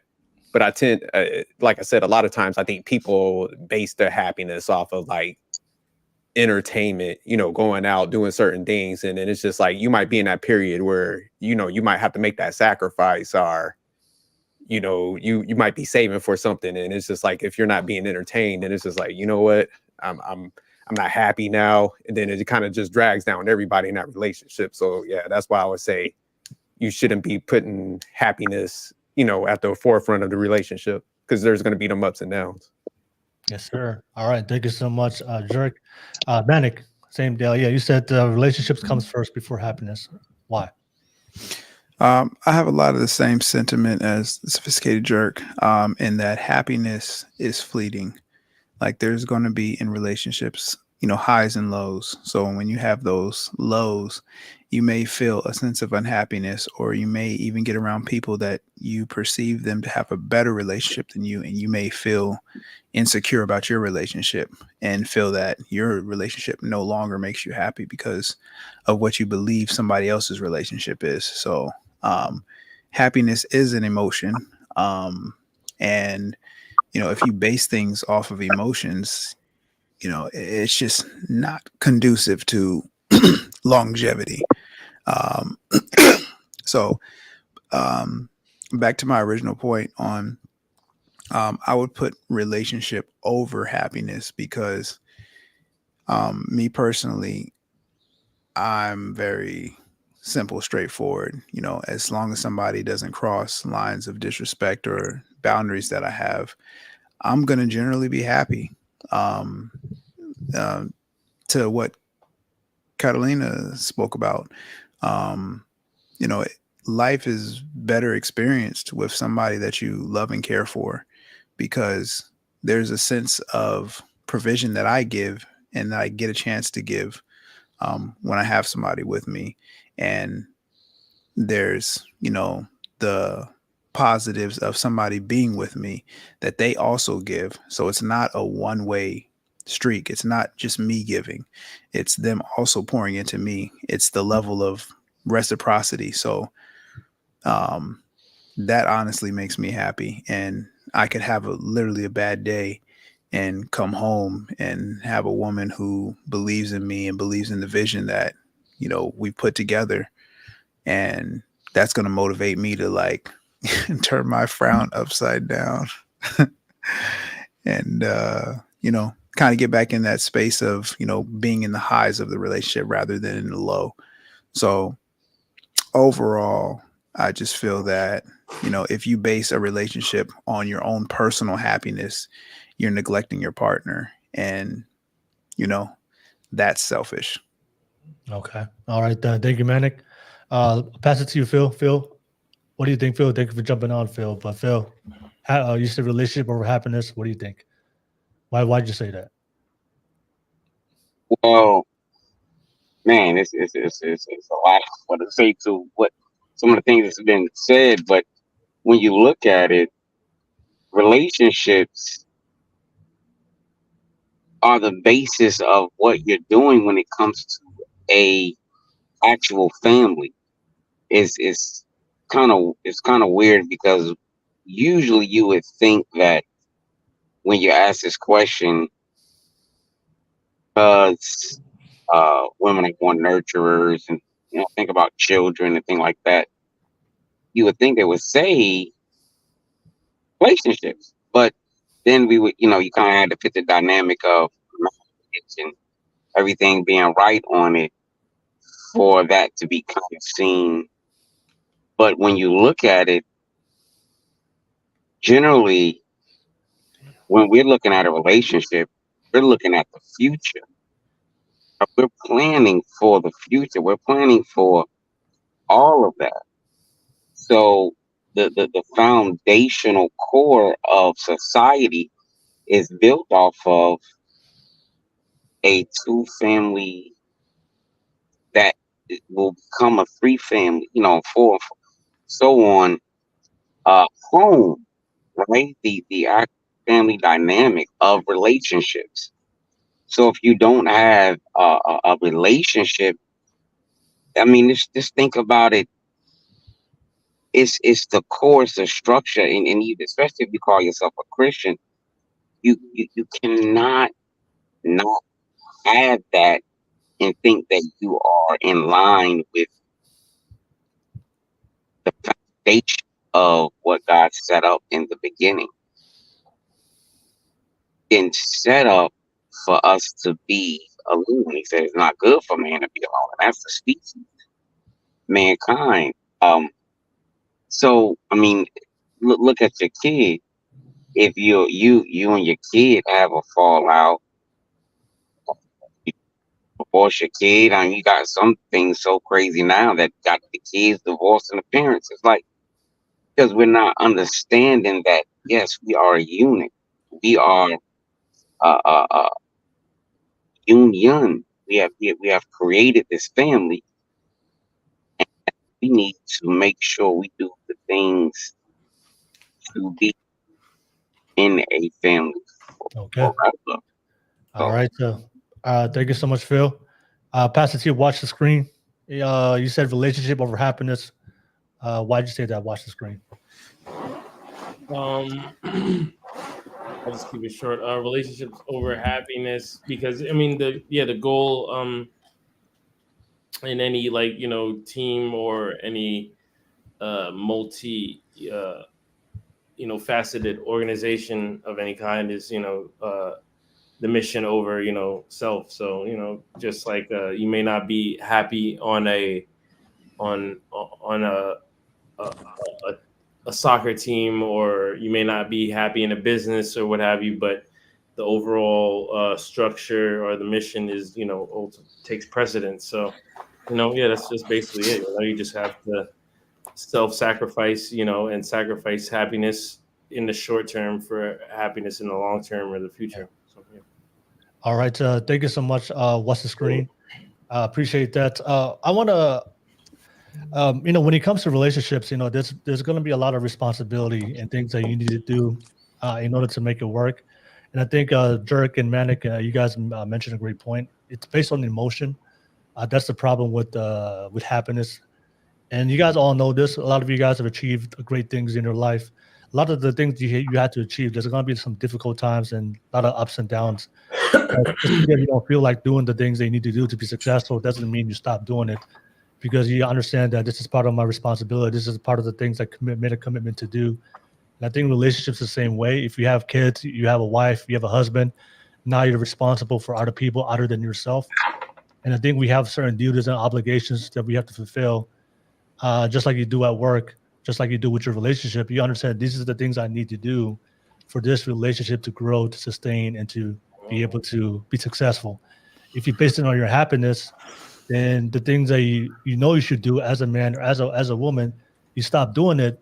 You already know that that's going to lead to a breakdown in your relationship. So I think that's why the happiness thing can be a problem if you base it on how you feel, because there's a lot of times you don't feel like doing certain things in your life, but you do it anyway because you know it's conducive, that it's going to benefit you long term.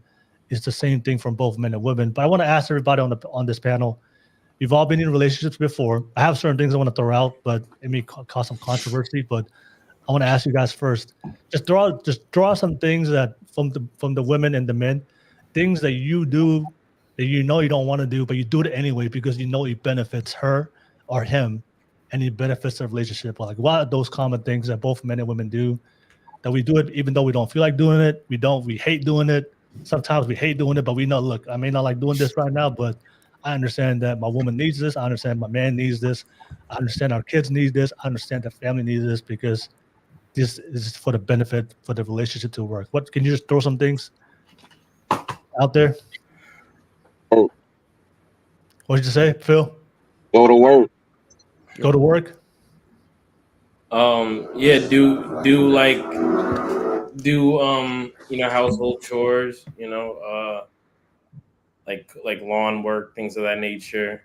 Okay. Mm-hmm. Crate Nation, Gabby. I would say like maintaining like my appearance at all times, like keeping my hair up, keeping my eyelashes together, keeping my eyebrows together. Like when you're single as a girl, that stuff, like you can take breaks and stuff like that. And I can take breaks in my relationship, but I know that my man likes me when I'm done up, when I'm put together. And just keeping that in routine, like my toes, making sure my toes are taken care of, my nails are taken care of, the things that he likes to see done. Okay, so Crane Nation brought up something that I saw that's very controversial online, and there's a lot of discussion on that. there's a lot of women saying that if I'm in a relationship, I don't need to upkeep myself for my man. He should just accept me as I am. There's a lot of women out there that are overweight, 300 pounds, obese, and saying, you know what? If a man really loves me, he's gonna accept me as I am. Now we have an understanding that men out there, we like our women being in shape and looking beautiful and looking good. But there's a lot of women out there saying that I don't need to do the work for my body, for how, especially when it comes to being attracted to a man. I don't need to do that anymore. He should just accept me. I'm happy. He should make me happy and accept me as I am as a woman. Do you guys agree with that? Yes or no, ladies? No, You I can feel let like you need to maintain yourself. Like, if you were going to the gym and maintaining yourself before the relationship, you keep that up. Now, if you wasn't doing none of that, he shouldn't be like, Thanks. I expect you to be going to the gym. I expect you to be keeping yourself up, because you wasn't doing that in the beginning. And it's the same for men. If you were going to the gym, keeping your body up, keeping your hair cut, keeping your nails together, don't slack off because you've gotten me and you don't think that I'm paying attention, because I am. And men are paying attention to their women when they slacking off too. Okay. Carolina, you're on mute. Carolina, you're mute. Carolina. Catalina, you got to unclick the mute button. That's all good.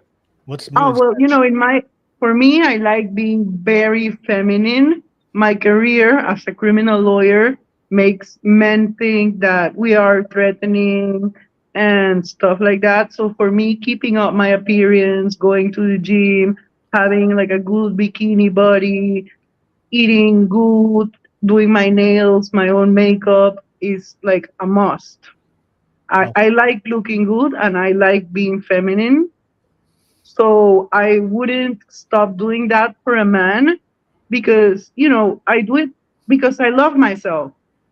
I think it is important to love yourself first before you try to love other people. So, Cray Nation and Gabby and Carolina, you wouldn't have a problem if your man came up to you and were like, hey, you kind of let yourself go when it comes to your weight. Can you start putting in some effort I've and working on that? had this situation in relationships before. And the first time with one of my boyfriends, the problem came up and I lost the weight. The second time, I was the one that was getting nervous that I was gaining weight. And he told me that he would love me no matter what. And I still grabbed him to the gym because we were both going to go and work out together. Happy couples work out together. Okay. Thank you, Carolina. What about you, Gabby? You be okay with your man if you approach you and say, hey, you kind of let yourself go a little bit. Can you work on that for the relationship to work? So I would say, like, for both questions, I would say there has to be an attraction for that person, for you and your partner. Yeah. But I would say I wouldn't be this woman that's, oh, I have to be this. I have to make sure I maintain this. Because, I mean, if you love me, you love all of me. Like, whether I have my hair straight, curly, a big old bush, however I am myself, you just gotta love me. And I know you love me for me. But I would say it's not what you say, is how you say it. And if he's like, oh yeah, you kind of gained some weight, you want to go to the gym, I'll be like, yeah, of course. If you're supporting me, Yeah. Of course, we can work out together because health as well. So it's not what you say, it's how you say it. No, it's gonna be like jerk. Get your ass in the gym. Gabby lucky. Tread mill. I got 2 words for you. Tread mill. Get your My ass on it. ex actually liked waking up to watch me work out. Okay. All right. So, okay. Thank you for sharing that.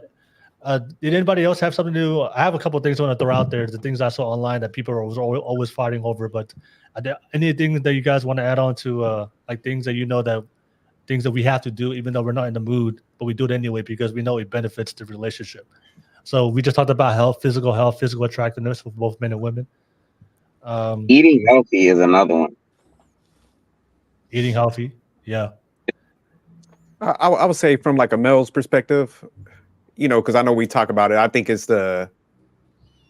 for like us men, where it's that constant need for growth, whether it's like gaining knowledge, trying to keep moving up the corporate ladder or if you're building a business, because, you know, we do know we have that responsibility for the family and we understand how growth is important, you know, like leading by example. So, you know, sometimes we might not want to do that, but it's just like, you know, you kind of push through with that because, like I said, you're trying to gain knowledge because, you know, that's going to benefit the family. Or, you know, like, for example, I got a son, so I make sure that I kind of like move up in certain areas so he has that example to follow. And, you know, so I think that constant need for that growth could be tiring, and it does burn you out sometimes.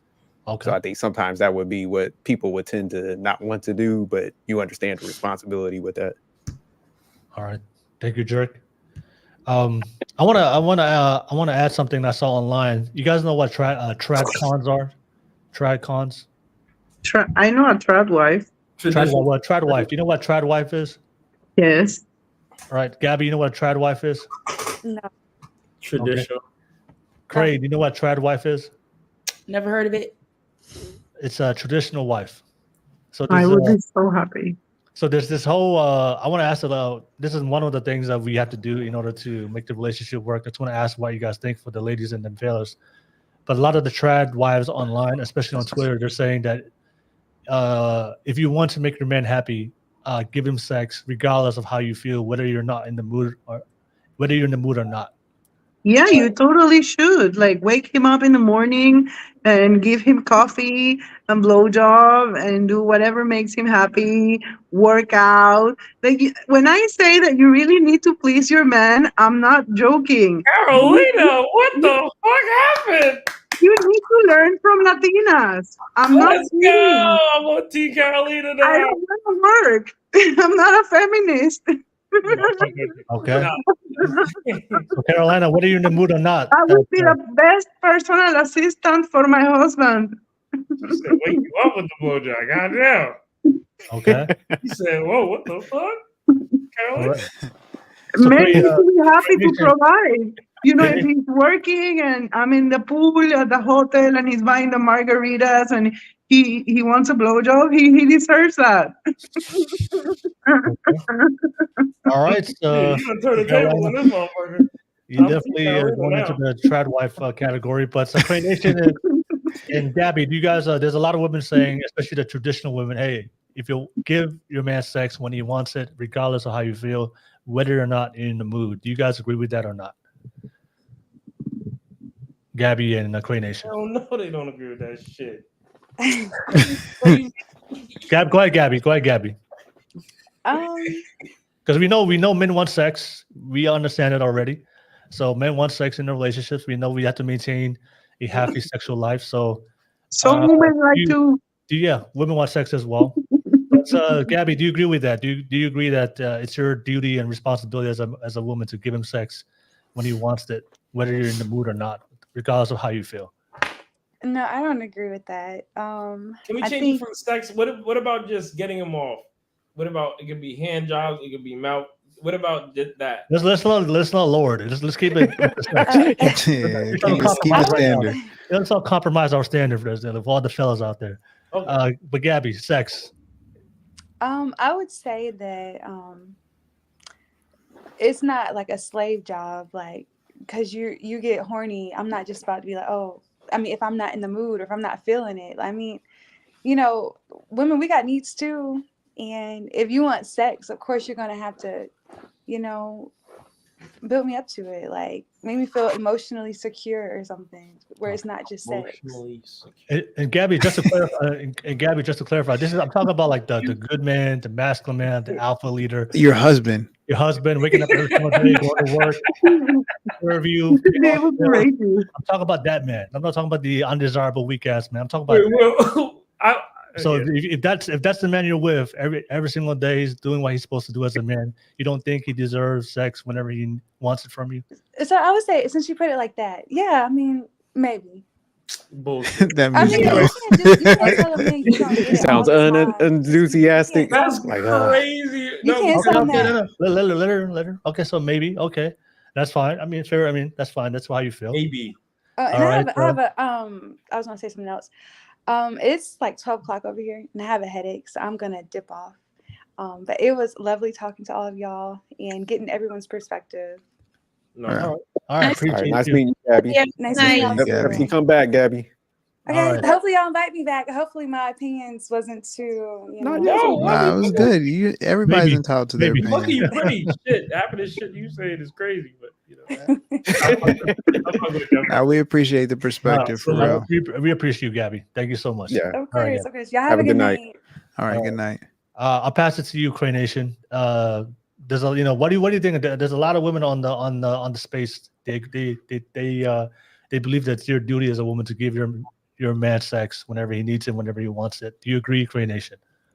Now that I've been in my relationship, and I do think that you don't necessarily have to have sex, but you need to do something to do that, because men are wired differently. You don't want that on his mind when he out in the world, like I feel like people gonna do whatever they want to do, but if that's something that like every man is wired that way, just have boundaries and balance. But I don't feel like you should give him much resistance on it, because it's a natural need. Like, he's wired that way. That's all I got. Okay. Will, it sound like she lowering them standards a little bit, though. A little handy. Well, I've noticed that if a man doesn't want to be with you, it's because he's with someone else. That's when the man doesn't want to be with you, there's always someone else. Nah, that's not fact. Yeah, that's not true. Are you He might sure? just be tired of your attitude or personality. So Fucking he's like annoying. mentally checking out. He's like, I can't take too much of this. Yeah. It's draining me. So I think that happens like more often. Mhm. Okay. All right. But sex, it is important. But fellas, what's your response to that? There's a lot of women saying that's their responsibility. Usually the trad wives, but there's a lot of women out there opposite of that perspective that says, no, that's not my duty. It's not my responsibility. Gabby said something that's very profound. I'm not a slave. I'm not a slave to be on call for your command, to be a sexual being. What's your response to that, fellas? I mean, initially, my response to that is if you see having or being intimate with the partner or the person that you love as a chore that a slave has to do, then you're already looking at the situation wrong. And maybe you need to find somebody who's doesn't have the sexual appetite issue, maybe, or who has a similar sexual appetite. Like some people, don't really want it that much, don't really need it that much. I think they're rare when it comes to guys. So like women who don't actually enjoy it, they should probably kind of lean towards those type of guys, and maybe even the guy who's going to even stand for that. So I would say those women have to kind of lower their standards, maybe get like a guy that's out of shape who would just accept being next to a cute girl. Like if you're a very attractive woman and you just you don't have a healthy sexual appetite, or, then yeah, get a dude who's a little out of shape who would just kind of like pedestalize you, or maybe get a dude who's a little insecure who would just pedestalize you just because the way you look, and he's okay with getting it, every 3 months or every 6 months or however often you dictate you want to give it to him. But I think in a healthy relationship, if your partner wants it, it's your duty to please that booty. That's what's that Shaft? Yeah, what's Shaft? Samuel L. Jackson. My duty Yeah. to please that booty. It's your So duty. Will, you still go ahead. going, man? My Okay. bad. Oh no, just to summarize it, like, and that goes both ways. Like if you're with a woman who has a sexual appetite that's higher than yours and she wants it, that's your job. You have to do that. And I mean, if you just really just tired and can't, you ain't got the energy, let her get on top. Let her do her thing. If your unit works just fine, it'll work just fine without you doing much effort, and she can still get off. Yeah. So, I mean, there's ways, to make sure everybody's happy.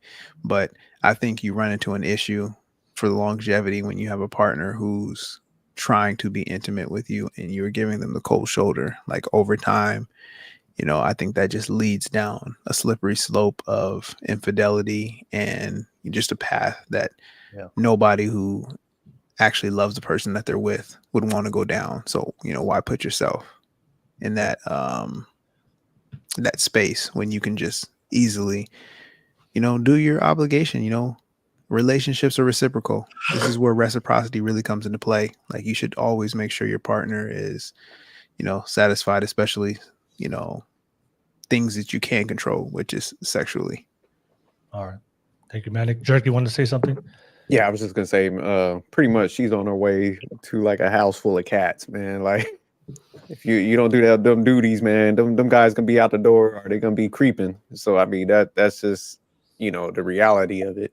Yeah. So yeah. Carolina and Cray, I want to ask you a question because I saw this on, I think, Manic and Jerk. I think you covered this on your pod. But there's a lot of men out there saying that their woman they're in a relationship with no longer wants to have sex with them.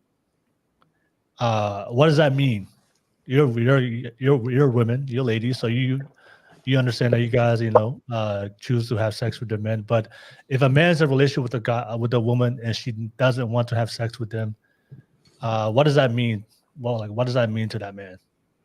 That means that she never enjoyed it in the first place and only did it to please him. And once the need to please him, because she already got what she wanted, say marriage, was accomplished, she just stopped pleasing him. And I've seen it with many friends. I've had girlfriends tell me, like, I've been married for 1 year and we've not had sex. And I'm like, how can you be married next to your husband, lying in bed and not have sex? But then I talk with them and they say that they don't have orgasms. So it seems like they actually don't enjoy the sex. Okay, so it's more of a lack of performance from his end. Yes, because I have talked to women that have this problem. I don't have it. And You don't have it. It is a real problem because a lot of women, they have problems with sexual violence in the past. For example, they've been raped, they've been traumatized, and they really don't like sex. Oh, okay. It's very complicated, but I've read that 50% of women don't know or don't orgasm. Oh, interesting. Okay. So I do see where for them it might become a chore. Okay. Thank you for sharing that, Caroline. I appreciate that. Craig, I'll pass it to you. If a man's in a relationship with a woman and she doesn't desire to have sex with them, like, what does that mean to that man? I'm gonna guess that means he doesn't make her feel comfortable, or she doesn't feel like he's present, or she doesn't feel present. I feel like where it's just a comfortable thing. It's just like with what Carolina said, women just dealing with a lot of different, going through being traumatized and stuff like that. You really have to make women feel comfortable to be like intimate with them. Like I don't know. I've never had that situation. So that's not cap. That's not cap because these chicks be getting busted down in the back of cars. You talk about comfortability. Stop playing.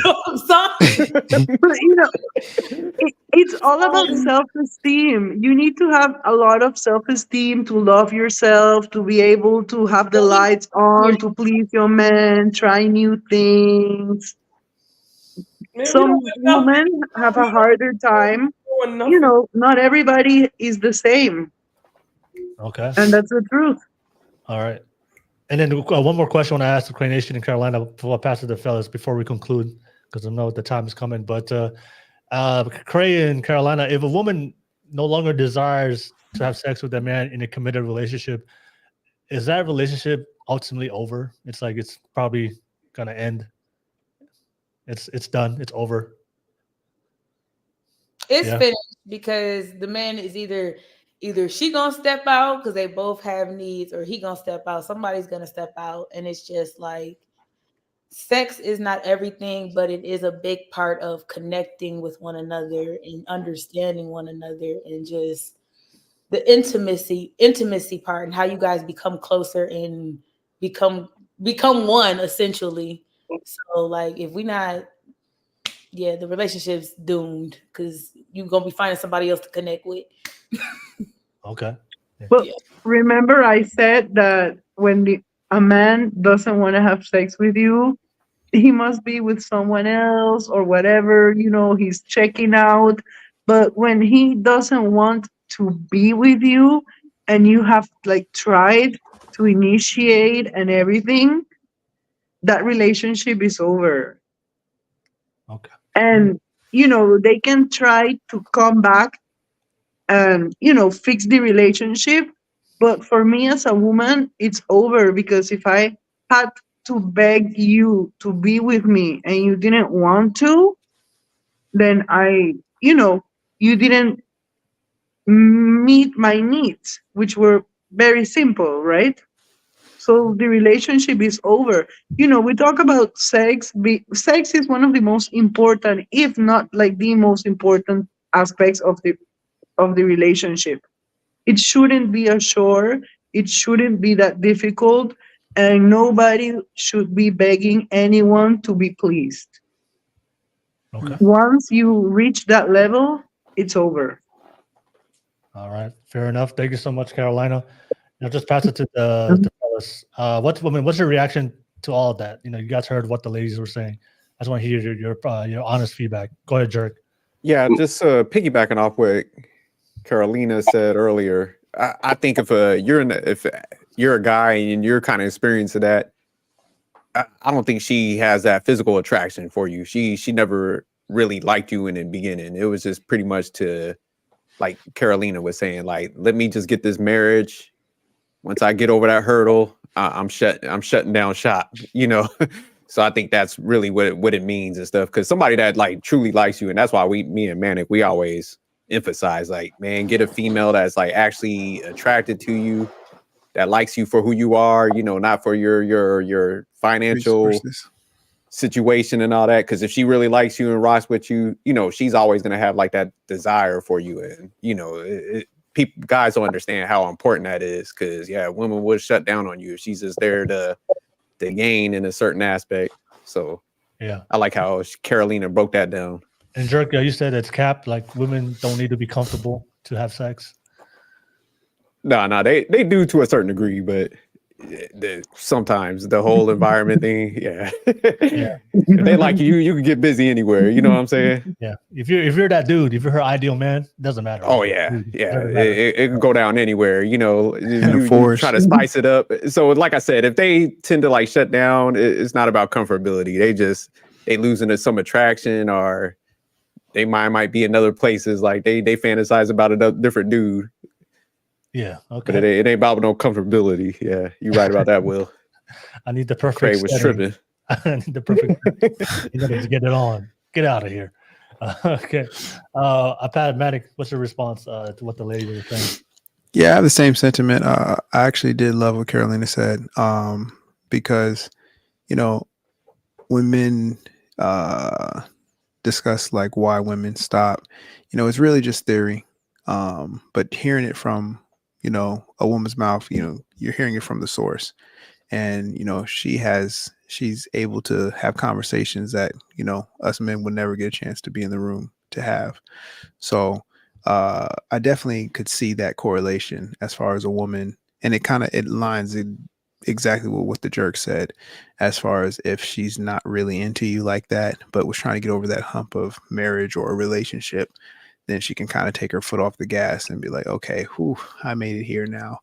Like, I'm good. I don't have to do this chore again. So definitely a proponent of what the Jerk said, of getting women who are actually into you.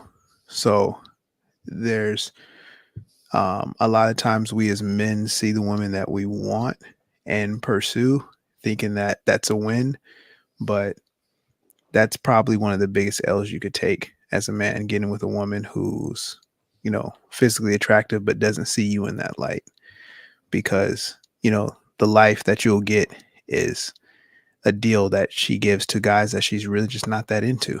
So we covered it on other podcasts on this show. Yeah. Will, like, women Yeah. give different guys different deals. Like, each guy gets a different deal. So the guy that she really likes, that she's really attracted to, oh yeah, she's gonna do it, all the things for him. She's gonna do things even outside of her character, even things that she thought she would never do, she's gonna do because she's really into that guy. But if she gets the guy who's, you know, she's not really into, but like, let's say he has the financial resources, let's say he's tricking off on her and stuff like that, she'll get with him, and she, you know, will be by his side. She'll be faithful for him, but it's conditional. It's conditioned off of, you know, the resources that he has. And unfortunately, a lot of guys think that they can shortcut the method and not be a complete man by just, you know, tricking off on their resources. Like, you know, to be a complete man, you have to work on your mental, you have to be emotionally stable, you have to be able to read her emotions and be able to emotionally support a woman. You have to be physically in shape, you have to have good hygiene, you have to have finances, you have to have, you know, in most cases, you know, if you're God-fearing, if you're a woman that's a God-fearing woman, you have to be spiritual. And women love when other people can see the person that they're with has like a certain level of, I don't want to say fame or clout, but, you know, they're accepted by society and they have like some level of social credit and level of respect. So there's so many elements and aspects to being a complete man, and having money does not shortcut the change, or being super attractive doesn't just shortcut, you know, everything else. You have to work on so many different elements and aspects, and the same kind of goes for women. So you know, guys just generally put more emphasis on the beauty element, but as men mature, you know, we factor in so much more. So, you know, the boys focus on just the physical, but, you know, men who are looking for longevity focus on, you know, so much more. And I think that a woman who does not genuinely desire everything that you are, you know, she's going to have that problem, you know, sleeping with you, you know, even when she doesn't want to. But a woman who actually really appreciates everything that you are, it's not going to ever be a problem. If she's dead tired, you could wake her up in the middle of the night and be like, hey, I got to go. She's going to be like, oh, I'm tired. Okay. And then, you know, it roll just, over. yeah, roll over. You're going to get it from Yeah. the side. Like, ain't nothing wrong You with don't even that. have to wake her up. You just go into. Well, you got to wake her up. You can't just, gotta get that thing right. Come on, Will. You trying to hurt her now. Have her walking funny for the next couple of days. But the one guy that Manning's describing, the second one where the female's not really into, that's when the female feels like she settled for you.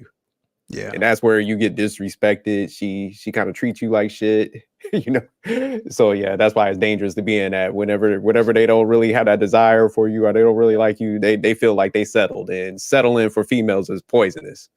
Yeah, They treat you like shit. Yeah, I think you said it. You know, Make sure the girl actually likes you. I feel genuinely as a like- woman that I need to be my husband's biggest fan. Facts. Yeah, that's true. You know, honestly, I'm about to if jump you're off his you. biggest fan, if you're his biggest fan, you'll always love him, and not only for his money, but intellectually speaking too. And that's what an alpha male is.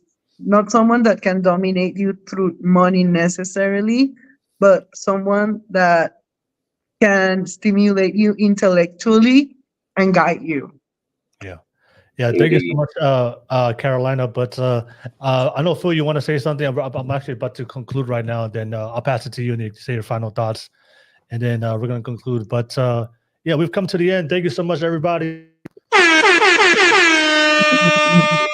Appreciate you guys. Thank you so much for a great show. Man, we had a great conversation. Shout out to everybody that was on originally on the panel. Appreciate you guys for making the time, for Gabby and Tamia, and I can't remember the other person.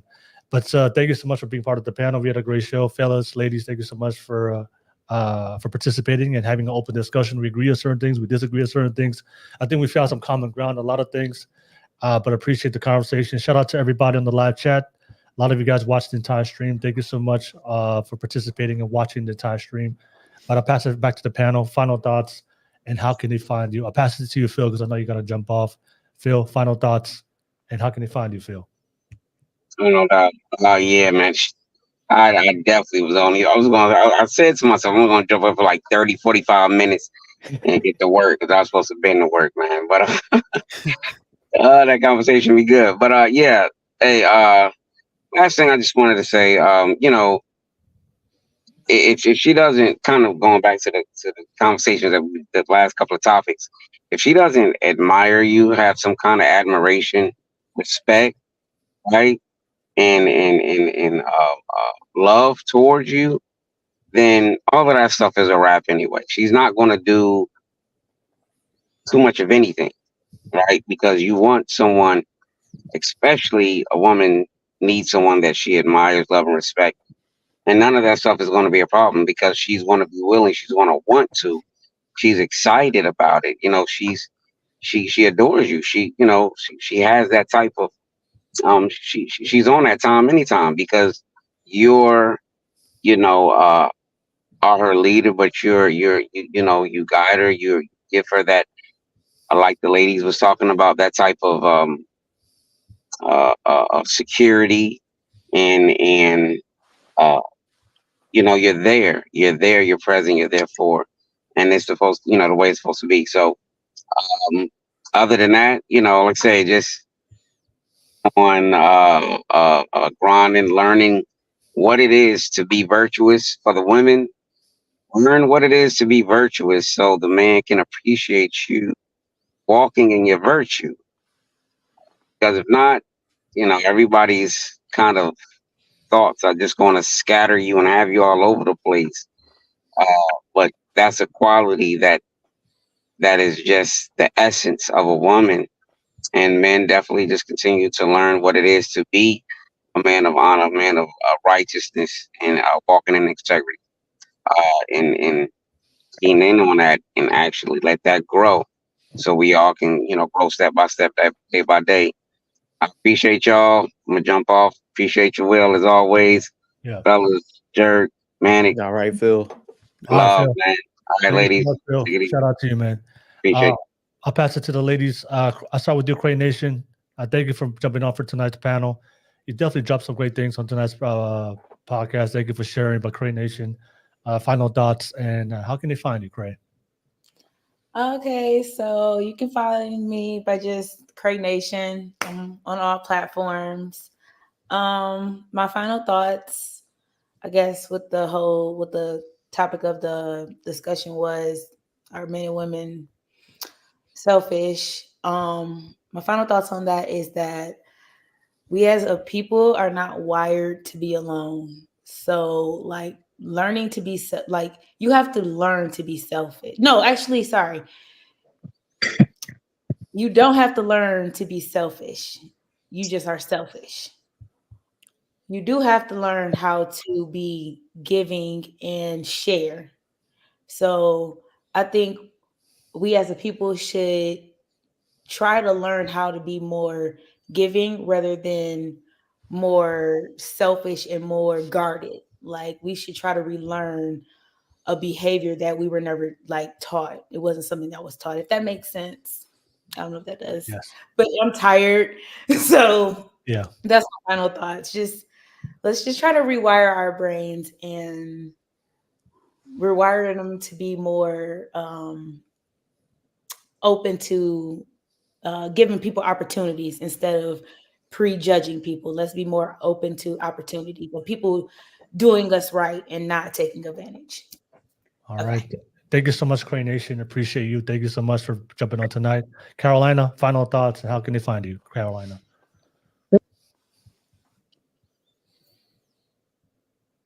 I think she froze. Yeah, she froze. Okay. Jerk, I'll pass it to you. Jerk, final thoughts. Thank you for jumping again. Jerk, final thoughts. How can they find you, Jerk? Yeah, just a great conversation, Will. Thanks for having us again. Definitely dope ladies that you brought up here, very intelligent and smart. You know, we might have had some disagreements, but you know, everybody was very respectful and had some great opinions and stuff. So I definitely enjoyed the podcast tonight.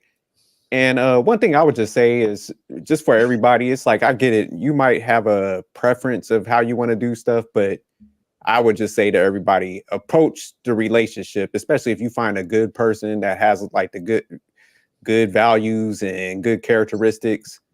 It's like, see what you guys probably need to do for the relationship at that point. I think we get so caught up into like, I need to only do this, or they need to only do this lane. And it's just like, approach the situation, what you need to do at that period in time. And then maybe you could transition into like different, you know, roles and stuff throughout the relationship, versus where I think everybody's boxing themselves in. And it's like, if I don't get this exact type of, you know, relationship that I have pictured in my head, I'm just going to be by myself until I get it. And then what's happening is like, everybody's kind of like aging out, you know, they start hitting that age. And then all of a sudden it's like, oh shit, you know, I want to start dating somebody, and they still have those expectations that they probably had when they were like 28, you know, now they're in their like late 30s and 40s. So then they end up having to, you know, dramatically drop their standards and stuff. So it's just like, you know, you're probably passing up a lot of good people, you know, with these just like unrealistic expectations and stuff. So just expand your mind. And actually, if you get a good person that has, like I said, good traits, you know, grow with them, versus like just, oh, I'm gonna hold off until I get exactly what I want, because it's just not working out for a lot of people. And I'll drop it right there. Thanks again, Will.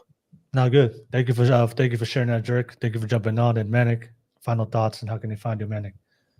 Final thoughts. Thank you for having me, Will, on the channel. Final thoughts was, like always, these are great discussions when we can have men and women get together and collectively, you know, just have dialogue, respectful dialogue. And everybody's going to have a different opinion and different perspective, but, you know, that's the beauty of a conversation of this magnitude. We always keep it respectful over here, and I didn't see anything differently tonight. So I just want to say appreciate you for orchestrating and putting this all together. My takeaways are, you know, some people are selfish. Some people are too selfish, and I do think that it hinders relationships, similar to what the jerk said, having unreasonable expectations. But if we can all come to the table and sit together, and maybe we can you know, kind of help people, guide them into the right direction, or at least give them a different perspective than what their circle or friend group is. Because a lot of times, you know, the people who you hang out with might be the reason why you're single, because they're feeding you bad information, and, you know, not on purpose in every case, but, you know, for lack of their knowledge.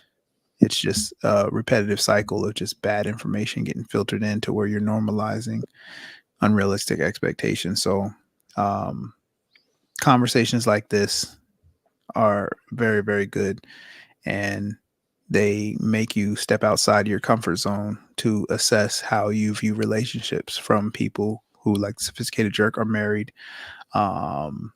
Will, who has, I can't even estimate how many hours of having different dynamics and relationship dynamics conversations that you've been involved in, and I myself, and, you know, the personal experiences Carolina has. So this has been a very informative conversation, and even though we may have different opinions and perspectives, they're all valued and great for the conversation. So I'll just wrap it up by just saying thank you to everybody that was been a part of this. All right, Manic. Definitely appreciate you. Thank you for jumping on for tonight. And Carolina. Carolina. That's my fault. Carolina, final thoughts. Carolina. How can they find you? Good night, everybody. It's 12 p.m. already here in Panama. I'm already asleep. It was a pleasure meeting you all. And yes, you know, we're not going to agree on everything, but I hope you enjoyed the conversation. And it was a pleasure, misters. Hope you enjoy your night. All right, Carolina, thank you so much. Give a good night, Carolina. Crane Nation, Jerk, Manic, appreciate you guys. Thank you so much. But we do this every single Wednesday. Make sure you guys like and subscribe, get notified. We go live next time. You guys have a great night. Peace. Peace, y'all. Peace out. Bye, Cray Nation. Bye.